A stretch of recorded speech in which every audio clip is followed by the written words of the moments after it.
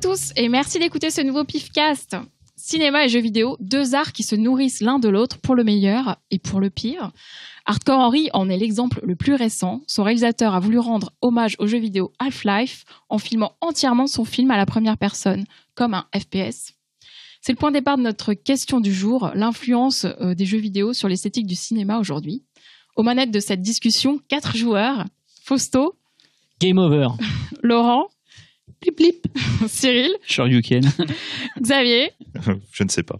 Et le boss du jeu, c'est Jérôme, notre réalisateur. Et Véronique, la joueuse émérite. Le Joker.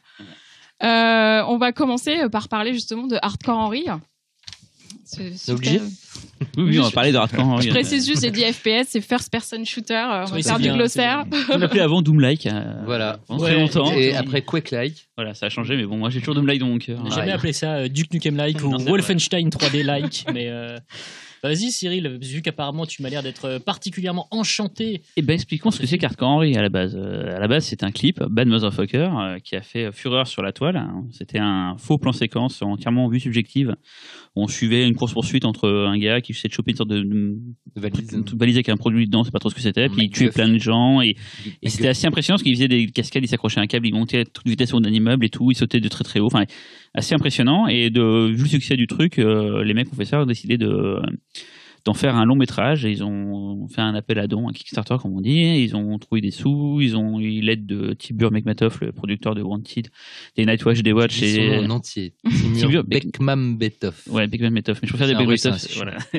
Et ils ont fait, du coup, le film est arrivé par grande surprise à la section Midnight Madness de Toronto en 2015, où là, c'était le film le plus attendu, ça a été d'ailleurs un des films les plus vendus, enfin, le plus cher. Le plus cher. C'est le plus gros deal signé. Voilà, le plus gros signé cette année-là, quoi. Et voilà. Le film a été un peu retravaillé après, ça je l'ai su d'ailleurs en lisant Movies, le film a été retravaillé un peu après, ils ont amélioré des choses et tout, avec l'argent qu'ils ont pu récolter suite au buzz. Il y a d'ailleurs eu STX qui est un distributeur américain qui s'est mis dedans, il y a eu des distributeurs chinois aussi qui sont mis, enfin il y a pas mal de gens qui sont mis autour de ça, et c'est sorti en France. Donc j'ai dit la semaine dernière, mais ça ne sert à rien pour ceux qui écouteront ce podcast dans un an, donc le 12 avril, voilà. Et le principe, donc c'est comme pour le court-métrage, enfin comme pour le clip, voilà. Comme pour le clip, c'était donc un film entièrement subjectif. On suit Henry, un gars qui se réveille, c'est un mi-homme mi-robot, il a un bras robotique, il a un pied robotique et tout, et là, et en fait, on suit toute l'action à travers ses yeux. Il est anonyme, il est amnésique, voilà, il sait pas ce qu'il fait là et tout, et voilà. Il est un peu anonyme aussi pour nous. Et c'est un film d'action, parce qu'en fait, des films en point of view, donc en vue intérieure, il y en a eu d'autres avant. Point of view, c'est un terme issu du porno, donc je passe pour un gros père en disant ça. Un film en POV, quoi. Voilà, un POV, voilà. Et en fait, il y a eu des films, on pensait à Maniac, qui est sorti récemment, qui est pareil en subjectif, mais là, l'intérêt, c'est que c'est un film d'action. Est-ce que c'est intéressant de voir de l'action à travers les yeux du protagoniste, ou c'est pas mieux de les voir extérieurs, comme dans un The Raid, par exemple? C'est là que le film, je pense que c'est là que nos avis divergent chez beaucoup, donc voilà. La balle a des ceux moi j'en parlerai dans ce que j'ai bien aimé après. Xavier, je crois, est mitigé plus. Mais il y a des choses intéressantes. Voilà, et vous deux, je crois que c'est carrément la négation du cinéma. C'est un terme que pour employer un terme que tu aimes utiliser à tort et surtout à travers, ou je sais pas, ou surtout à tort et à moitié. Voilà, calme-toi. Non, c'est clairement le film ni fait ni à faire. Tu parlais de porno, ouais, c'est vrai que moi ça m'a rappelé en fait, les longues soirées humides. Non, mais en fait le film finalement dans sa nullité et dans son aspect un peu gonzotique me rappelle plus volontiers en fait de mauvais porno, sauf qu'on a l'impression de regarder un mauvais porno en POV où la meuf serait moche et tout serait filmé avec où la meuf serait baisée dans la même position en fait pendant 1h30 samedi soir. Voilà. Donc que moi dans un porno filmé en POV, le mec regarde les choses les plus intéressantes et passe pas son temps à se prendre des coups avec des panneaux frénétiques. Non mais déjà, cela dit, je faisais partie de ceux qui trouvaient le clip un peu nul. C'est-à-dire que bon, très honnêtement, l'aspect spectaculaire justement d'un plan séquence en vue subjective tient au fait que il est dans une succession de scènes qui sont montées correctement, qui sont cadrées correctement et qui font justement que ce censé morceau de bravoure ressort parmi les autres scènes. Là c'est pas le cas en fait, on a une espèce de, c'est très homogène de fait, mais c'est très homogène aussi dans la nullité quoi. Donc et puis surtout au bout d'un moment cette suraccumulation finit par te fatiguer. Moi, je me suis endormi, en fait. C'est-à-dire que finalement, ça a provoqué l'effet inverse. C'est-à-dire que ça aurait dû être un shoot d'adrénaline. Et en fait, ça a été un vrai shoot de tranquillisant. Et je me suis endormi. vu que le personnage ne parle pas, si je ne m'abuse, en tout cas, s'il a un problème, il peut pas parler. Voilà, donc l'idée apparemment, c'était de ne pas le faire parler afin qu'on puisse nous pénétrer plus facilement dans sa tête. Et mais sauf que ça ne fonctionne jamais.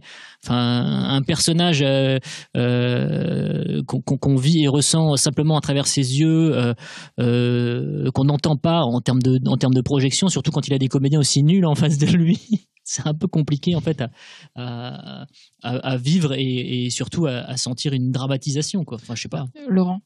Typiquement, pour moi, le film il marque la limite entre cinéma et jeux vidéo. À quel moment les forces d'un des deux médias ne peuvent pas pénétrer de l'autre côté. C'est un jeu, c'est un film où il faut une manette pour que ce soit agréable, sinon ça n'a aucun intérêt, puisque au cinéma, l'intérêt en règle générale d'une scène d'action, c'est le découpage, c'est le point de vue du réalisateur. Là, il n'y a aucun point de vue, c'est juste vous allez voir ce que voit le personnage, mais vous ne pouvez pas influer dessus. Résultat, je ne sais pas. On voit pas bien qui sont ses assaillants. Quand il se prend des coups, on sent pas la douleur parce qu'on voit jamais qui il est, etc. Donc non, c'est avec une manette, je dis pas, sans manette, c'est juste, ça n'a aucun intérêt. C'est assez fatigant parce que l'absence totale de lisibilité. À part sur 2-3 idées rigolotes, notamment sur le combat de fin, quand il saute sur les corps en lévitation pour aller atteindre le big boss et puis l'éclater la tronche. Le seul moment, c'est là où je m'ai commencé à me réveiller. Je fais tiens, puis merde, c'était fini. Mais sinon, au-delà de ça, non. Et moi, je me rappelle quand j'avais vu la bande-annonce, je me suis dit tiens, on dirait juste la bande-annonce d'un Call of Duty en termes de. Et ça reprend. C'est même extrêmement servile finalement. Ça reprend à peu près plein de passages de FPS connus pour les mettre à l'image. Mais voilà, sans manette, ça n'a aucun intérêt. Et c'est marrant ce que tu dis sur l'identification qui marche pas, c'est que souvent dans un jeu vidéo, même quand on est en FPS, avant on voit son personnage, on va choisir sa veste, est-ce que c'est un mec, une fille, machin. Et du coup, je pense qu'on arrive peut-être plus à se projeter parce qu'on l'a vu en entier avant de le jouer, peut-être. Puis il y a aussi le fait que quand l'identification dans le jeu vidéo, elle marche parce que c'est toi qui dirige le sort de ton personnage. Donc quand tu arrives dans une pièce qui fait sombre et que tu hésites à avancer, c'est toi qui hésites, c'est pas la mise en scène du jeu. Et dans le film, c'est ça la catastrophe, c'est qu'on est censé être à travers les yeux d'un personnage dont on a aucune influence sur ce qu'il va faire, etc. On peut en plus trouver ses choix assez cons, ce qui est assez souvent dans le film. Donc non, pour moi c'est une catastrophe. T'as jamais vu un pote à toi jouer? Genre, t'es jamais assis à côté d'un canapé d'un mec qui joue un FPS et tout? Enfin, ça m'est arrivé plein de fois, ça m'a pas gêné de pas jouer. Ah non, j'ai FPS, non. Je dis l'aventure à côté de lui. Non, il y a des let's play qui sont faits sur internet et tout, plein. Les gens regardent ça et ça les gêne pas, quoi. Oui, mais c'est pour voir les qualités du jeu et pour avoir envie d'y jouer après. Tu vois ce jeu-là? C'est ça le truc. Peut-être qu'ils avaient. J'ai un truc à dire sur le film. Vas-y. J'ai la parole à la défense. Alors, sache qu'à la base, je porte pas plus le film que ça dans mon cœur, mais comme vous n'aimez pas du tout, je suis obligé du coup de faire le mec qui aime beaucoup pour contrebalancer. Moi, ce qui m'intéressait dans le film, c'est pas trop le point de vue à la première personne, parce qu'en fait, ça, c'est le footage, en fait, on l'a déjà vu 1000 fois. Là, c'est de l'action, mais en fait, le fait que ce soit vu d'un point de vue unique, on l'a. Bien sûr, mais sauf que c'est le fan footage poussé à l'extrême, et déjà que le fan footage n'est pas bien passionnant. C'était même avant le jeu vidéo. Voilà. Et moi, ce qui m'intéressait, c'est plus en fait l'esthétique dans le film. En fait, en gros, les trucs que tu vois que dans les jeux vidéo, genre des mecs qui débarquent avec des lance-flammes au plein milieu de la ville et tout. Il y a le Big Boss justement qui fait penser à Dante dans Devil May Cry et tout. Il y a des trucs comme ça. Et, c'est ce qui m'a vraiment plu dans le film, en fait, c'est que c'est pas juste vue intérieure, c'est qu'il y a plein d'éléments tout autour, Bigger Than Life, qui j'ai trouvé vraiment dingue. La course-poursuite en voiture, par exemple, où ils rentrent, enfin, des trucs comme ça qui sont vraiment dingues. Et c'est ça qui m'a plu. Et surtout qu'à la base, Faustin m'en avait parlé avant, il m'a dit, tu verras, c'est horrible et tout. Et je me suis dit, j'avais peur que ce soit horrible, justement. Et quand tu l'as dit, je me suis dit, bon, il a raison, ça doit être vraiment pourri. Et quand je l'ai vu, je me suis dit, c'est pas si mal. Et les gens avec qui j'étais l'ont bien aimé. Quand on l'a passé à l'hallucination collective, ça a vachement plu aussi. Je me suis dit, mais en fait, non, je veux pas bouder mon plaisir, mais j'ai pas trouvé ça dingue, mais je me suis dit, il y a quand même des trucs, et surtout, moi, ce qui m'a vraiment plu dans le film, c'est que ça ne se prend pas au sérieux. Ça aurait pu être vraiment un gros nanar si jamais. Je suis pas trop d'accord. C'était vraiment pris au sérieux tout le long. Et c'est vraiment la fin, c'est toute la partie dans le bâtiment et tout sur le toit qui je trouve vraiment dingue. Mal, ouais. Et c'est ça qui m'a vraiment, je trouve, qui fait que je suis parti, j'ai pas détesté le film, je me dis, en fait, c'est pas mal, il y a des trucs vraiment pas mal, mais après. Mais le problème du côté ça se prend pas au sérieux, je trouve, c'est que du coup, quand est-ce qu'on voit que ça se prend pas au sérieux? C'est quand ça met une musique funky ou rigolote sur une scène d'action, il y a des gens qui meurent. Non, et je trouve en fait. Ouais, mais même, tu vois ça, par exemple, ce procédé systématique de mettre une chanson pop ou rock à chaque scène d'action. Je trouve ça tellement comment? Ouais, mais alors chez Tarantino, il y a souvent il y a des contrepoints par rapport au personnage, etc. C'est pas nouveau. Danny Boyle le fait. Plein de gens font mettre de la. Ouais, mais tu cites des exemples de personnes qui utilisent justement la musique pop, non pas comme une espèce d'élément surtextuel, mais quelque chose qui est vraiment organiquement lié à leur mise en scène et qui nourrit les personnages et qui nous met, si tu veux, dans une atmosphère qui sert la scène, quoi. Si tu veux. Stop Mino, je trouve qu'elle colle bien. Mais non, mais justement dans Stop Mino, enfin l'utilisation de Stop Mino dans un contexte qui est quasiment similaire, c'était dans Shaun of the Dead. Alors déjà le mec il utilisait la montage pour faire parler la musique en plus. C'était bien dans Shaun of the Dead pour ça, quoi. Oui, non mais enfin c'est tout ce genre de tentative tombe à plat. C'est pareil pour le méchant qui est ultra jeu vidéo pour le coup, mais dans un monde où finalement en plus comme il y a eu aucune contextualisation de l'histoire du film, on sait pas. Il y a pas de mythologie, il y a aucune mythologie. C'est de la science-fiction, mais ça passe un peu de nos jours, mais il y a du fantastique, mais je comprends pas. Comment il s'appelle? J'ai oublié son nom là, le mec qui a joué dans District 9. Charlton Copley. Voilà, vraiment c'est lui pour moi comédien. Moi je ne pense pas ça et je pense vraiment c'est lui qui dans le film on se dit tiens il y a quelque chose qui a peut-être pas été poussé mais qui avait quelque chose d'intéressant. C'est la scène, bon désolé on spoil pour ceux qui n'ont pas vu le film, mais la scène où il est dans son laboratoire et en fait il y a une sorte de ballet de danse avec tous les personnages qu'on voit apparaître un par un. Et je me dis tiens c'est dingue là tout d'un coup il a une idée qui change du tout venant de ce qu'il a fait par rapport à son film hein, qui était un peu différente. Et ce qui m'a déçu c'est qu'en fait en fin de compte il les a abandonnés ces idées là, il lance plein de trucs pas mal et après il les abandonne. C'est pour ça que je trouve que le film est pas dingue au final, mais bon, comme je dis je suis obligé de défendre un peu le film parce que vous le détestez, mais voilà, moi je trouve qu'il y a vraiment plein de trucs et c'est pas trop le point of view qui m'a vraiment plu. En fait je m'en battais un peu les steaks, ça c'est plutôt plein d'éléments du jeu vidéo et justement c'est le but de ce podcast qu'il a intégré. C'est un peu comme on en parlait sûrement tout à l'heure de Scott Pilgrim, c'est pas un film qui parle de jeu vidéo mais qui intègre plein de petits trucs du jeu vidéo. Alors, Scott Pilgrim c'est un chef-d'œuvre je trouve, mais voilà. Xavier d'ailleurs. Et justement donc sur le côté point of view, bon ça à la limite ça a déjà été fait avant le jeu vidéo. On avait des années 50 avec La Dame du Lac. Bon ça voilà. Très bon jeu vidéo La Dame du Lac. Ultra gore. Robert Montgomery voilà. Et en fait, ce qui est vraiment intéressant dans le film, et là je suis d'accord avec toi, parce que moi non plus, j'ai pas adoré le film, je trouve qu'il y a des choses intéressantes, c'est que le côté jeu vidéo, tu as vraiment ce côté de remédiatisation des éléments du jeu vidéo dans le film, qui donne vraiment quelque chose d'intéressant. Tu as la quête, tu as l'upgrade du personnage, t'as vraiment tout ce qui fait la substance d'un jeu vidéo. Tout ce qui fait avec Matrix bien avant. Tout à fait. Mais il y a un passage précis, bon, alors pareil, ça va être du spoil et tout, où je me disais, voilà, là, il a posé des trucs, là, on peut faire quelque chose d'intéressant, qui est que les 3/4 du film, on va dire, on est dans la position comme si on était dans le personnage, certes, on peut pas le diriger, comme tu dis, on n'a pas la manette, et d'un seul coup, il nous change la position où, non, en fait, ce que tu vois, c'est le feedback, en fait, des yeux. Tu te mets pas dans la position du personnage, tu te mets dans la position de ceux qui observent le personnage via ses yeux. Et ça, ce que j'ai trouvé dommage, c'est que ce truc-là, ils en font jamais rien, quoi. Il y a, pour moi, en fait, le vrai problème d'Hardcore Henry, c'est un manque de réflexion, tout simplement. Ouais, on sent que c'était fait pas pour les bonnes raisons, je sais pas trop quoi. Pas avec intelligence. Non, mais c'est surtout le concept qu'il voulait faire, en fait. C'était pas vraiment le film, en fait. C'est plutôt un concept qu'ils ont rendu, quoi. Voilà, oui, mais en plus, je pense que c'est dommage. Un truc qu'il avait à moitié assimilé dans les concepts du jeu vidéo, parce que, bon, certes, il y a quand même quelques scènes. Moi, j'étais en train de penser à BioShock, par exemple. Il y a vraiment des plans, c'est très exactement des plans de BioShock, quoi. C'est un truc de fou. Mais il n'en fait jamais rien. À un point tel que, comme tu dis, c'est vrai qu'il n'y a pas vraiment de mythologie. Le méchant, il est là. Il a des pouvoirs télékinésiques. Rigolo. Tant mieux pour lui. Mais il est là. Voilà. Moi, j'aime bien ce méchant. C'est beaucoup de fanservice, quand même. C'est vrai que ça brosse le fan de jeux vidéo dans le sens du poil. Ah, totalement. Mais t'as vraiment l'impression d'avoir une démo non jouable qui a 20 ans de retard sur les FPS auxquels on joue déjà. Et d'ailleurs, je sais même pas, en fait, je pense que c'est finalement, c'est plus un film génération GoPro qu'un film génération jeux vidéo. Parce que finalement, ça reprend tout aussi le langage des vidéos GoPro de sportifs extrêmes, etc. Et finalement, le film a été fait avec des GoPro d'ailleurs, 2 GoPro fixés sur la tête du comédien. Et en fait, oui, c'est plus un film de génération GoPro qu'un film de génération jeux vidéo. Et je pense que tous les fans de jeux vidéo qui ont un tout petit peu d'expérience dans le jeu vidéo vont se dire qu'en termes de film jeux vidéo, c'est assez naze et ça a du retard. Ouais. Xavier. Pour moi, pareil, je trouve que c'est peut-être le côté technique qui gêne vraiment en fait le visionnage. C'est que je pense que c'est vraiment un film il aurait vraiment fallu le tourner en HFR, donc high frame rate, pour essayer de limiter au maximum les flous de mouvement. Ouais. Parce que ça bouge très très vite. On a vraiment du mal à situer géographiquement l'action.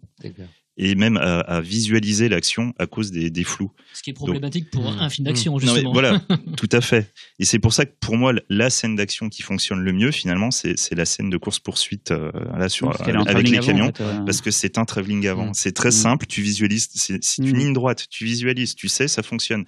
Les autres, non. Et la fin, pareil. J'ai pensé à des jeux de voiture où tu fais des loopings en fait, en vue intérieure de la voiture. En fait, c'est pas du tout spectaculaire de faire un looping quand t'es à l'intérieur parce qu'en fait, tu vois la route et tu vois. Et c'est mieux quand c'est l'extérieur. Et je pensais à ça, je me dis, en fait, The Raid et les bastons, c'est intéressant parce qu'on voit ce qui se passe de loin. Et je me dis, des fois, l'action, c'est peut-être mieux de l'avoir en spectateur qu'en acteur. En fait, je pense que les mecs qui font les cascades, ils ont moins intérêt que nous, les spectateurs qui les faisons. Mais pour revenir sur la technique, je pense, et là, ça va vous faire rigoler, c'est que c'est un film qui a trop d'avance en fait, Hardcore Henry. Vous allez voir pourquoi. Précurseur. C'est un film qui aurait dû être fait dans 5-10 ans avec des caméras pour faire de la VR, en fait, pour faire de la réalité virtuelle. C'est le genre de truc en ce moment, les studios sont en train de réfléchir et tout. Et il a fallu voir ce film avec un casque de réalité virtuelle un peu moins rapide, parce que c'est clair que là, ça foutrait la gerbe à tout le monde. Mais en fait, c'est un genre de film d'action. Et ça, on va en voir dans 5-10 ans. Ces films-là, on n'en verra plus au cinéma. Et c'est ça le problème. C'est qu'en fait, on a mis un film de réalité virtuelle à plat en 2D sur un écran. Et c'est peut-être ça la vraie erreur en fait, du film, c'est qu'il a été peut-être trop en avant. Voilà, quoi. C'est Justin Lin, je crois, qui avait réalisé pour Google un espèce de court-métrage d'action de 10 minutes, un quart d'heure, tourné en 360 degrés. Donc toute la scénographie dans laquelle se déplace la caméra a été pensée pour le 360 degrés, et je crois qu'il y a une attaque de monstres, comme ça, je sais plus. Et moi je l'ai vu, mais à plat. À plat, bah oui. À plat, juste en poussant. Et à plat, c'est juste insupportable parce que t'as des perspectives. Tu sais, un peu quand tu prends une photo en mode panorama avec ton téléphone et que du coup les perspectives sont complètement faussées et tu ne te situes plus dans l'espace. Donc oui, par contre, je pense qu'à voir en VR, ça doit être un truc qui c'est génial. Et Hardcore Henry, mais là où c'est intéressant en plus, c'est que là, ça va complètement redéfinir la notion de gestion de l'espace, etc. Parce que il faudra prévoir tout ce qui se passera dans un cercle à 360 degrés, au-dessus, en dessous, etc. Parce que le spectateur aura en effet la liberté de regarder dans toutes les directions, et ça va être des sacrés défis futurs. Ça pose beaucoup de questions en termes de narration aussi, enfin toutes ces problématiques de VR, c'est-à-dire que il faut aussi prendre en compte que la personne potentiellement ne voit pas certaines choses, c'est-à-dire que elle va peut-être pas focaliser. Il y aura plus de hors-champ, il y aura plus de. Mais c'est pour. Et en même temps, il y en aura plus. Enfin, c'est-à-dire il y aura plus de hors-champ. Moi, j'ai l'impression parce théoriquement, il y en a tout le temps. Oui. Non, mais en fait, c'est ça. Sauf que du coup, c'est le paradoxe, quoi. Oui, mais sauf que en ne lui donnant pas d'importance, parce que potentiellement, il pourrait ne pas être vu. C'est assez compliqué en narration, en fait. Oui, voilà. Alors qu'en 360 degrés, le hors-champ, il peut exister parce que si tu regardes quelque part et que tu entends une action, mais en revanche, si tu te tournes, tu peux la voir. Tu vois, donc. Juste pour le côté technique, il y a deux types de VR, on va dire sûrement d'autres, mais en gros, très simplement, il y a la VR réelle, c'est qu'on a vraiment filmé une action avec une caméra qui a des objectifs de partout pour reproduire ça. Et donc, c'est vraiment du live avec des acteurs et tout. Et il y a le jeu vidéo en VR, on va dire. C'est donc un jeu vidéo et on est dans un élément entièrement 3D. Dans ce cas-là, la vidéo, elle a un début, elle a une fin, et on peut pas faire autre chose que faire avancer, reculer ou faire pause. Le jeu vidéo, par contre, là, on peut vraiment se déplacer dans l'action, et c'est totalement différent, en fait. Le principe de réfléchir à des tournages où on doit gommer les acteurs, les machins, tout ça, les techniques et tout, ça, c'est vraiment pour la vidéo filmée, et exactement, c'est ce qu'on fait, mais le jeu vidéo tendant vers le photoréalisme, de plus en plus, là, on n'en est vraiment à rien de ce qu'on pourra faire dans quelques années. Il n'y a qu'à voir le bon d'un jeu PlayStation d'il y a 15 ans à maintenant, c'est juste dernièrement je suis en train de me faire le jeu Mad Max sur PS4. Le photoréalisme est incroyable, j'ai vraiment l'impression d'être dans les wastelands en train de. Donc il faut imaginer la VR et tout. Et juste pour dire, il y a en fait un jeu vidéo qui correspond à 100% à Hardcore Henry, en fait, c'est Mirror Edge, qui est pas un jeu qui a beaucoup cartonné. Non, mais il y a une suite en préparation. Mais il y a une suite en préparation, et le principe du jeu, c'est que c'était un FPS où les armes n'avaient très peu d'importance en fin de compte. En fait, on courait tout le temps et il fallait constamment s'accrocher à des rebords, il fallait une sorte de Yamakasi-like, on va dire, voilà, un jeu de parcours et tout. Et c'est vraiment pour moi le Hardcore Henry, c'est vraiment le fils héritier, digne héritier de ce jeu-là, Mirror Edge. Et c'est vraiment, et du coup, Mirror Edge, on avait la manette, mais en fin de compte, bêtement, ça, c'est, je vais dire un truc, c'est tout con. On avançait toujours tout droit, en fait. On regardait jamais sur tous les côtés. Non, dans Mirror's Edge, il y avait plein de fois où tu devais t'arrêter pour regarder où tu devais aller. Et tout, machin et tout. Et ce qui fait que le côté, moi, je viens d'une manette, en fait, quand tu joues à Mirror Edge, et là, je parle en tant que joueur, j'ai fait le jeu, globalement, t'allais toujours tout droit, et en fait, et si quelqu'un jouait, et je le regardais à côté, moi, j'étais à côté en train de jouer, j'aurais vécu pareil que lui, parce qu'en fait, compte, la manette, limite, c'était plus des côtés de réflexe et tout. C'est intéressant, hein, c'était cool de jouer, mais ça se voyait aussi très bien en tant que spectateur, en fait. Oui, après, tu Mirror's Edge. T'as pas l'adrénaline, mais t'avais le. En plus, Mirror's Edge, il était très intéressant, mais un peu raté, de toute manière.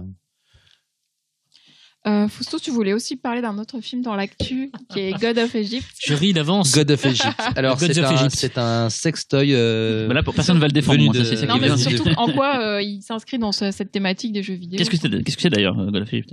Gods of Egypt, c'est le dernier film d'Alex Proyas. S'il faut le pitcher, j'en suis bien incapable en fait. Puis j'en ai pas trop envie pour tout vous dire. Mais en gros, ça raconte des dieux d'Égypte qui s'entretuent. Il y a un passage de relais, il y a un héritage. Tout ne se passe pas comme prévu. Il y a des gros seins. Il y a un vilain frangin qui vient effectivement s'emparer du trône d'Égypte. Et c'est son neveu, donc le fils de son frère, qu'il a assassiné, qui va essayer de récupérer le trône qui lui était promis. Voilà. Il arrive bien, et non, pour un film pareil. Là, j'ai envie d'y aller. Oui, il y a une esthétique. Il y a une esthétique jeu vidéoienne tout à fait claire, comme il y a une esthétique aussi tout à fait issue du cinéma d'animation, de la Japanimation. Moi, j'ai pas mal pensé à Senseiya aussi, dans certains choix de direction artistique. Non, ce qui m'a rappelé en fait le jeu vidéo, c'est pas l'intégralité du film, mais c'est des séquences en particulier, notamment le personnage principal du film, donc qui n'est pas un dieu, j'ai oublié son nom, excusez-moi, Beck, voilà, qui a un nom tout à fait facile à retenir, mais que j'ai oublié. Merci. Waouh. Voilà, Beck est censé récupérer l'œil de Horus. Voilà. Les deux, plus précisément. Les deux, bon, il va en récupérer qu'un seul. Désolé pour ce mini spoil, mais bon, ça n'a pas grand intérêt comme tout le film. Après, ça fait Spilken. Spilken, il a son œil bandé. Exactement. Et tout, là, c'est vrai. Tu vois, il y a une citation en fait à Snake Plissken et aussi du coup par ricochet à Metal Gear Solid. Voilà. Et du coup aussi pour Laurent, Nicolas Winding-Refn avec Le Guerrier Silencieux. Oh là là, oui, non, mais moi je voulais rester dans le jeu vidéo là. Mais non, je me souviens de cette scène donc effectivement où il doit récupérer donc les yeux et là le personnage arrive dans une zone en fait dangereuse. C'est comme s'il y avait une cinématique qui lui montrait le danger qu'il y avait sous ses pieds, à savoir des scorpions. Il sort sa carte, il regarde sa carte et puis là il doit effectivement éviter des dangers, etc. On est dans une espèce de jeu d'aventure, de jeu de plateforme et cette séquence là, moi j'ai vraiment eu l'impression, alors en plus l'esthétique et le côté un peu faillible des effets spéciaux m'ont envoyé à certaines cinématiques pas toujours très réussies et puis effectivement dans la progression dramatique, là on est vraiment dans du pur jeu vidéo quoi. Après, justement moi c'est la question que je me posais en préparant cette émission, c'est que beaucoup des films dont on va parler, The Raid ou autres, utilise un système de progression des personnages qui soit géographique ou qui soit aussi mental dans leur évolution.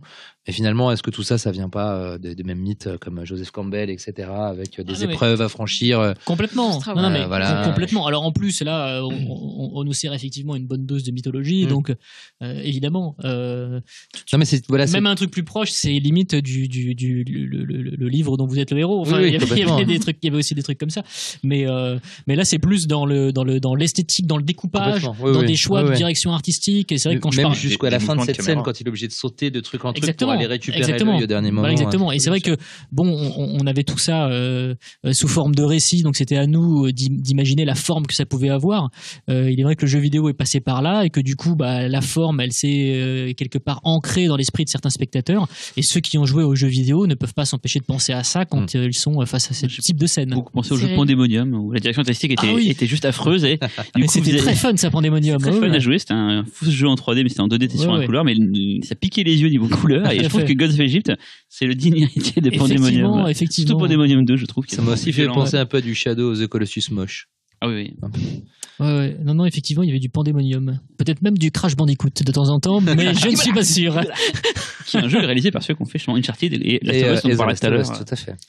Mais non, voilà, Gods of Egypt, on va pas en parler pendant des heures. C'est un film qui plaira aux enfants. Non, mais j'aurais sincèrement, juste pour peut-être terminer là-dessus, c'est pas, j'ai pas envie de jeter le bébé avec l'eau du bain, mais j'avais vraiment envie de défendre ce film-là. Alors non pas que je sois un fan hardcore un fan hardcore Henry d'Alex Proyas, mais effectivement, quand il y a cette espèce de réaction très violente vis-à-vis d'un film, ce qui est plutôt intéressant comme position à observer, c'est de prendre un petit peu de distance et de te dire oulala, pourquoi, qu'est-ce qui se passe, etc.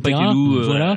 Et donc en fait, en entrant dans la salle, j'ai contrairement à la majorité des spectateurs qui ont vu le film, je voulais vraiment aimer, donc j'y allais limite confiant.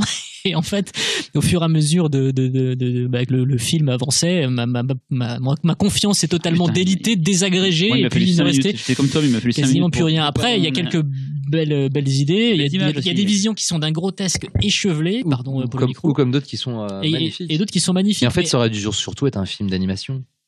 Je crois le problème dans le film, c'est que dès qu'il y a des acteurs, ça a dû être que dalle. Non, mais ça joue mal. Non, ils ont de l'argent ailleurs. Ça joue mal. Quand les acteurs ils sont à l'écran, ils sont tellement mal intégrés. Parfois, on a l'impression de voir un blue screen. Enfin, même pas un blue screen. Ça m'a fait rigoler. Rétro-projection. Non, c'est pire, c'est quand les deux jeunes amoureux, ils sont dans le chariot et qui s'éloignent. C'est embarrassant. L'intégration dans les décors, c'est une catastrophe. Je trouve ça drôle. Pour 150 millions de dollars, les mecs, vous n'êtes pas capable de faire mieux qu'une rétro-projection. Il y a des très belles choses quand même. Il y a des très belles choses. Il y a des choses magnifiques, mais il y a Geoffrey Rush qui pédale dans l'espace, par exemple. Mais tu sais, les deux serpents là, ça c'est dingue. Non, en fait, le truc c'est que encore une fois, Geoffrey Rush il est catastrophique. Par contre, le concept de son personnage et tout ce qui se passe quand on le voit de loin, qui a été pompé d'ailleurs à Mune, le gardien du, enfin pas pompé parce que ça a été fait en même temps, mais un dessin animé français récent qui s'appelle Mune, le gardien de la lune, a exactement le même concept. Mais bref, mais je pense que ça vient peut-être des mythologies parce qu'il faut pas oublier qu'Alex Proyas est égyptien d'origine et que il a vraiment très sérieusement replongé dans les mythes égyptiens pour c'est vrai qu'on en doute quand on voit le film, hein. Non mais pour en extraire une pyramide avant et tout, et Bernardi il a réalisé la danse sur lui là. Pour en extraire une vision qu'il a ensuite adaptée à des codes visuels hollywoodiens, jeux vidéo, animation, etc. Mais donc il y a certainement des fondements mythologiques très concret, mais en tout cas, moi, je pense qu'il y aurait pas d'acteur et on serait dans un truc à l'Avatar ou avec des choix esthétiques plus affirmés. Ouais. Le film aurait peut-être moins de mal à passer parce que là, le problème, c'est quoi? Dès qu'il y a des acteurs, ça marche plus. C'est juste, mais qu'est-ce que je suis en train de regarder? Je dirais mieux ou pire pour le film. Je pense que ça aurait dû rester en fait au stade de Artworks. En plus, ils sont en fait, c'est Gods of Egypt. Si tu vois les artworks, tu fais genre, mais c'est magnifique, c'est sublime, quel univers. Un peu comme le film Immortel qui avait adapté. Il y a un peu de ça aussi, effectivement. Et tu te rends compte que déjà le gars, pour pouvoir donner corps à ses visions, il aurait fallu un budget bien plus important et peut-être plus d'inspiration, c'est-à-dire que n'est pas Cameron qui veut, on peut pas forcément donner du corps comme ça, une mythologie quand on n'a pas les épaules suffisamment larges. Dark City, il y arrivait. Hein. Oui, mais Dark City c'est quand même plus petit, c'est quand même. Et moi je suis vraiment, j'en parlais juste avant l'émission, mais je prends un peu mes distances avec Alex Proyas, non pas qu'on soit fâchés tous les deux, c'est juste que il a pété à la cantine. Non, mais en fait plus je revois ces films et plus je les trouve datés et je les trouve vraiment tous. Il y a deux carrières intéressants, tu vois, Game of the Good, Spirit of the Air. Non, bien sûr, quand il fait Garage Day, il y a des trucs très intéressants. Mais bon, déjà d'un strict point de vue de mise en scène, je trouve pas que ce soit un mec dingue. Il y a quelques idées par moment. Il est bon pour tout ce qui est architecture. Prédiction, il y avait des trucs chouettes. C'est prédiction, non, c'est Prédiction, avec Prémonition. Non, Prémonition, c'est le film de Neil Jordan. Prédiction. Ouais. Il y en a d'autres qui s'écrasent. Tout à fait. Mais après, au-delà de ça, Gods of Egypt, ça s'auto-ringardise automatiquement, hein, voilà. Mais les autres films prennent aussi, souffrent du poids des années, je trouve. Hein, donc, c'est faux. On fera un podcast sur Alex Proyas. Non, ça sert à rien. Si. On a fait un sur Rob Zombie, on peut bien faire un sur. On va peut-être. Non, on le fera pas. On n'était pas là pour Rob Zombie. Non, Rob Zombie, on le fera pas. Il a fait un podcast tout seul chez lui sur Rob Zombie. C'est de la merde. On va peut-être revenir sur notre sujet qui est donc l'esthétique des jeux vidéo. Et justement, Xavier, tu peux nous rappeler un peu quelles sont les premières influences qu'a pu avoir. Influence, je dirais le début de la citation, tout simplement. Ouais. En 71, Hollywood va plutôt mal, il cherche de nouvelles idées. 71, c'est l'arrivée des premiers jeux vidéo et forcément il y a un rapprochement qui se fait histoire de capitaliser un peu sur un jeune public qui s'intéresse à ce nouveau média. Et c'est comme ça qu'on voit en 73, je crois, Soleil Vert qui va présenter en fait une borne d'arcade dans le salon. Computer Space. Exactement. Qui est la première borne d'arcade commerciale, enfin le premier jeu vidéo commercial de l'histoire du jeu vidéo. C'est pas le premier jeu vidéo, mais c'est le premier jeu vidéo commercial. Voilà.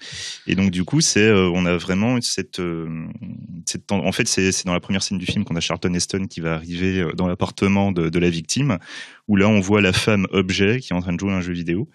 Et du coup, c'est vraiment on vous présente quel est le futur. Le summum de la richesse. C'est voilà. Après, dans d'autres films, on retrouvera encore ce système de citation, Les Dents de la Mer, entre autres. Voilà. Et je crois que c'est en 71 que les studios Warner achètent Atari. Non, c'est pas Warner. C'est pas Warner qui achète Atari, je crois, je sais plus. C'est beaucoup plus tard. Là, tu as vraiment c'est dans ces années-là que tu commences à avoir un rapprochement, et donc c'est à peu près dans ces moments-là que va arriver l'idée d'un petit film qui va sortir en 82, qui est donc Tron, de Steven Lisberger. Voilà, c'est fini. Et il faut savoir aussi, on en parlait tout à l'heure en préparant l'émission, c'est qu'en fait, le jeu vidéo ayant évolué dans le temps d'un point de vue technique, il est évident que les jeux vidéo des années 70, fin 70, 80 étaient, là c'est pas péjoratif, assez pauvres graphiquement. À l'époque, on adorait ça, mais c'était quand même des pixels assez grossiers. Et de là, imaginer tout un univers avec un jeu Atari 2600, par exemple, c'était difficile d'imaginer avec un jeu qu'un cowboy tout pourri qui tire sur notre cowboy, d'imaginer tout un film autour de ça. C'est que plus tard, où les jeux ont commencé à être scénarisés, ou à avoir... il y a des jeux scénarisés avant, il y a des jeux textuels et tout, il y a plein de trucs, hein, mais je parle vraiment où les graphismes et le scénario ont commencé à aller de pair et aller de mieux en mieux, qu'on a commencé à avoir des premières adaptations de jeux vidéo, au départ assez... avec beaucoup de liberté par rapport au matériau d'origine, puis plus tard un peu plus fidèle. Après on va brosser l'historique à la fin complètement pourri. Voilà, il y a eu des tas de trucs et tout, mais c'est vraiment lié à l'évolution du média, en fait, du jeu vidéo qui par sa technique au départ. Après il y a eu des jeux avec de la vidéo dans le jeu vidéo, on pouvait diriger de la vidéo, il y a eu ça dans les fin 90 90. Voilà, l'idée c'est pas de parler, d'ailleurs on en a parlé tout à l'heure, de pas parler des jeux vidéo qui sont inspirés du cinéma. Voilà, le cinéma, c'est pas ça, c'est vraiment dommage. Le cinéma. Qu'est-ce que le cinéma a pris du jeu? Parce qu'on a un podcast sur le cinéma, pas sur le jeu vidéo, donc c'est ce côté-là qui nous intéresse, c'est qu'est-ce que le cinéma a pris du jeu vidéo. Et donc Tron, vas-y. Tron était même en avance du coup. Oui, l'esthétique justement très pixelée, très pixel, très couleureux. Voilà, vient de Pong. Vient de Pong. Pong est l'une des grandes influences de Lisberger sur le film. C'est vraiment ce qui lui a donné l'idée. Et donc au début des années 80, comme tu disais, arrivée des premières consoles, Atari 2600 entre autres, enfin un gros boom du jeu vidéo. Tout le monde s'est mis à faire du jeu vidéo, d'ailleurs tout le monde a copié après. Voilà, la première c'est la Magnavox Odyssey, la toute première console de jeu vidéo. Je te crois volontiers. Qui était la première, et voilà. Et après, il y a eu effectivement Atari qui s'est mis dans la course. Après, il y a eu cet homme Mattel et tout. a dit il y a 10 secondes, nous sommes un podcast sur le cinéma, nous n'avons pas parlé trop de jeux vidéo. Tu as raison. Mais c'est pas grave, c'est ta passion qui te rattrape, c'est beau, et je t'écoute avec beaucoup d'intérêt. Tu as raison. Et je confirme pour le rachat par Warner. C'est bien Warner. Bon. D'accord, j'ai dit une bêtise. Ouf. J'ai mal lu. Et donc je ne sais plus ce que je disais. Oui, donc début des années 80, donc les consoles de jeux. Donc parallèlement à ça, nous avons donc Lisberger qui essayait donc de monter son projet Tron depuis quelques temps. Tron au départ devait être un film d'animation. C'était pas encore vraiment dans l'air du temps. Il y avait un petit peu pensé au fait de rajouter des éléments live pour son film. Et du coup, il a essayé de monter un studio d'animation pour pouvoir faire son film. Il a essayé de trouver d'autres personnes pour pouvoir l'accompagner. Finalement, le projet du film ne va intéresser que Disney. Et en fait, c'est suite à l'arrivée de Disney que l'idée de rajouter des éléments live au film va être évidente. C'est l'époque où Disney cherchait d'ailleurs, c'est l'époque du trou noir, c'est l'époque où Disney faisait des films un peu bizarres. Live expérimentaux, expérimentaux. Mais justement, voilà, ce que je me demandais, c'est que est-ce que du coup, à l'époque, le jeu vidéo, c'était vraiment considéré comme quelque chose que pour les enfants? Oui, C'est-à-dire quand on imagine Tron, c'est un film pour enfants tout de suite. Quoi.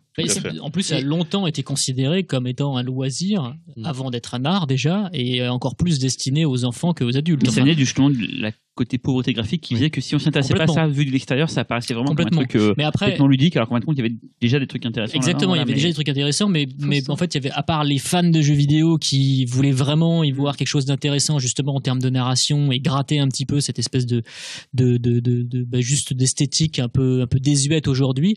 Effectivement, à part eux, le jeu vidéo scoltinait quand même une image plutôt, naïve, juvénile, Exactement. Et du coup, en fait, ce qui est intéressant avec Tron, c'est que, en dehors de l'exploit de l'objet filmique, parce que c'est la première fois qu'on voit des images de synthèse dans un film, c'est aussi la réflexion autour du jeu vidéo qui s'est vraiment faite, qui s'est cristallisée autour de ce film. C'est, par exemple, comment filmer un gamer. L'image mythique du gamer en train de jouer avec son reflet dans l'écran. C'est la première fois véritablement qu'on le voit dans Tron. On est passé avec ce film du stade de la citation, donc ce que je disais avant, au stade du commentaire.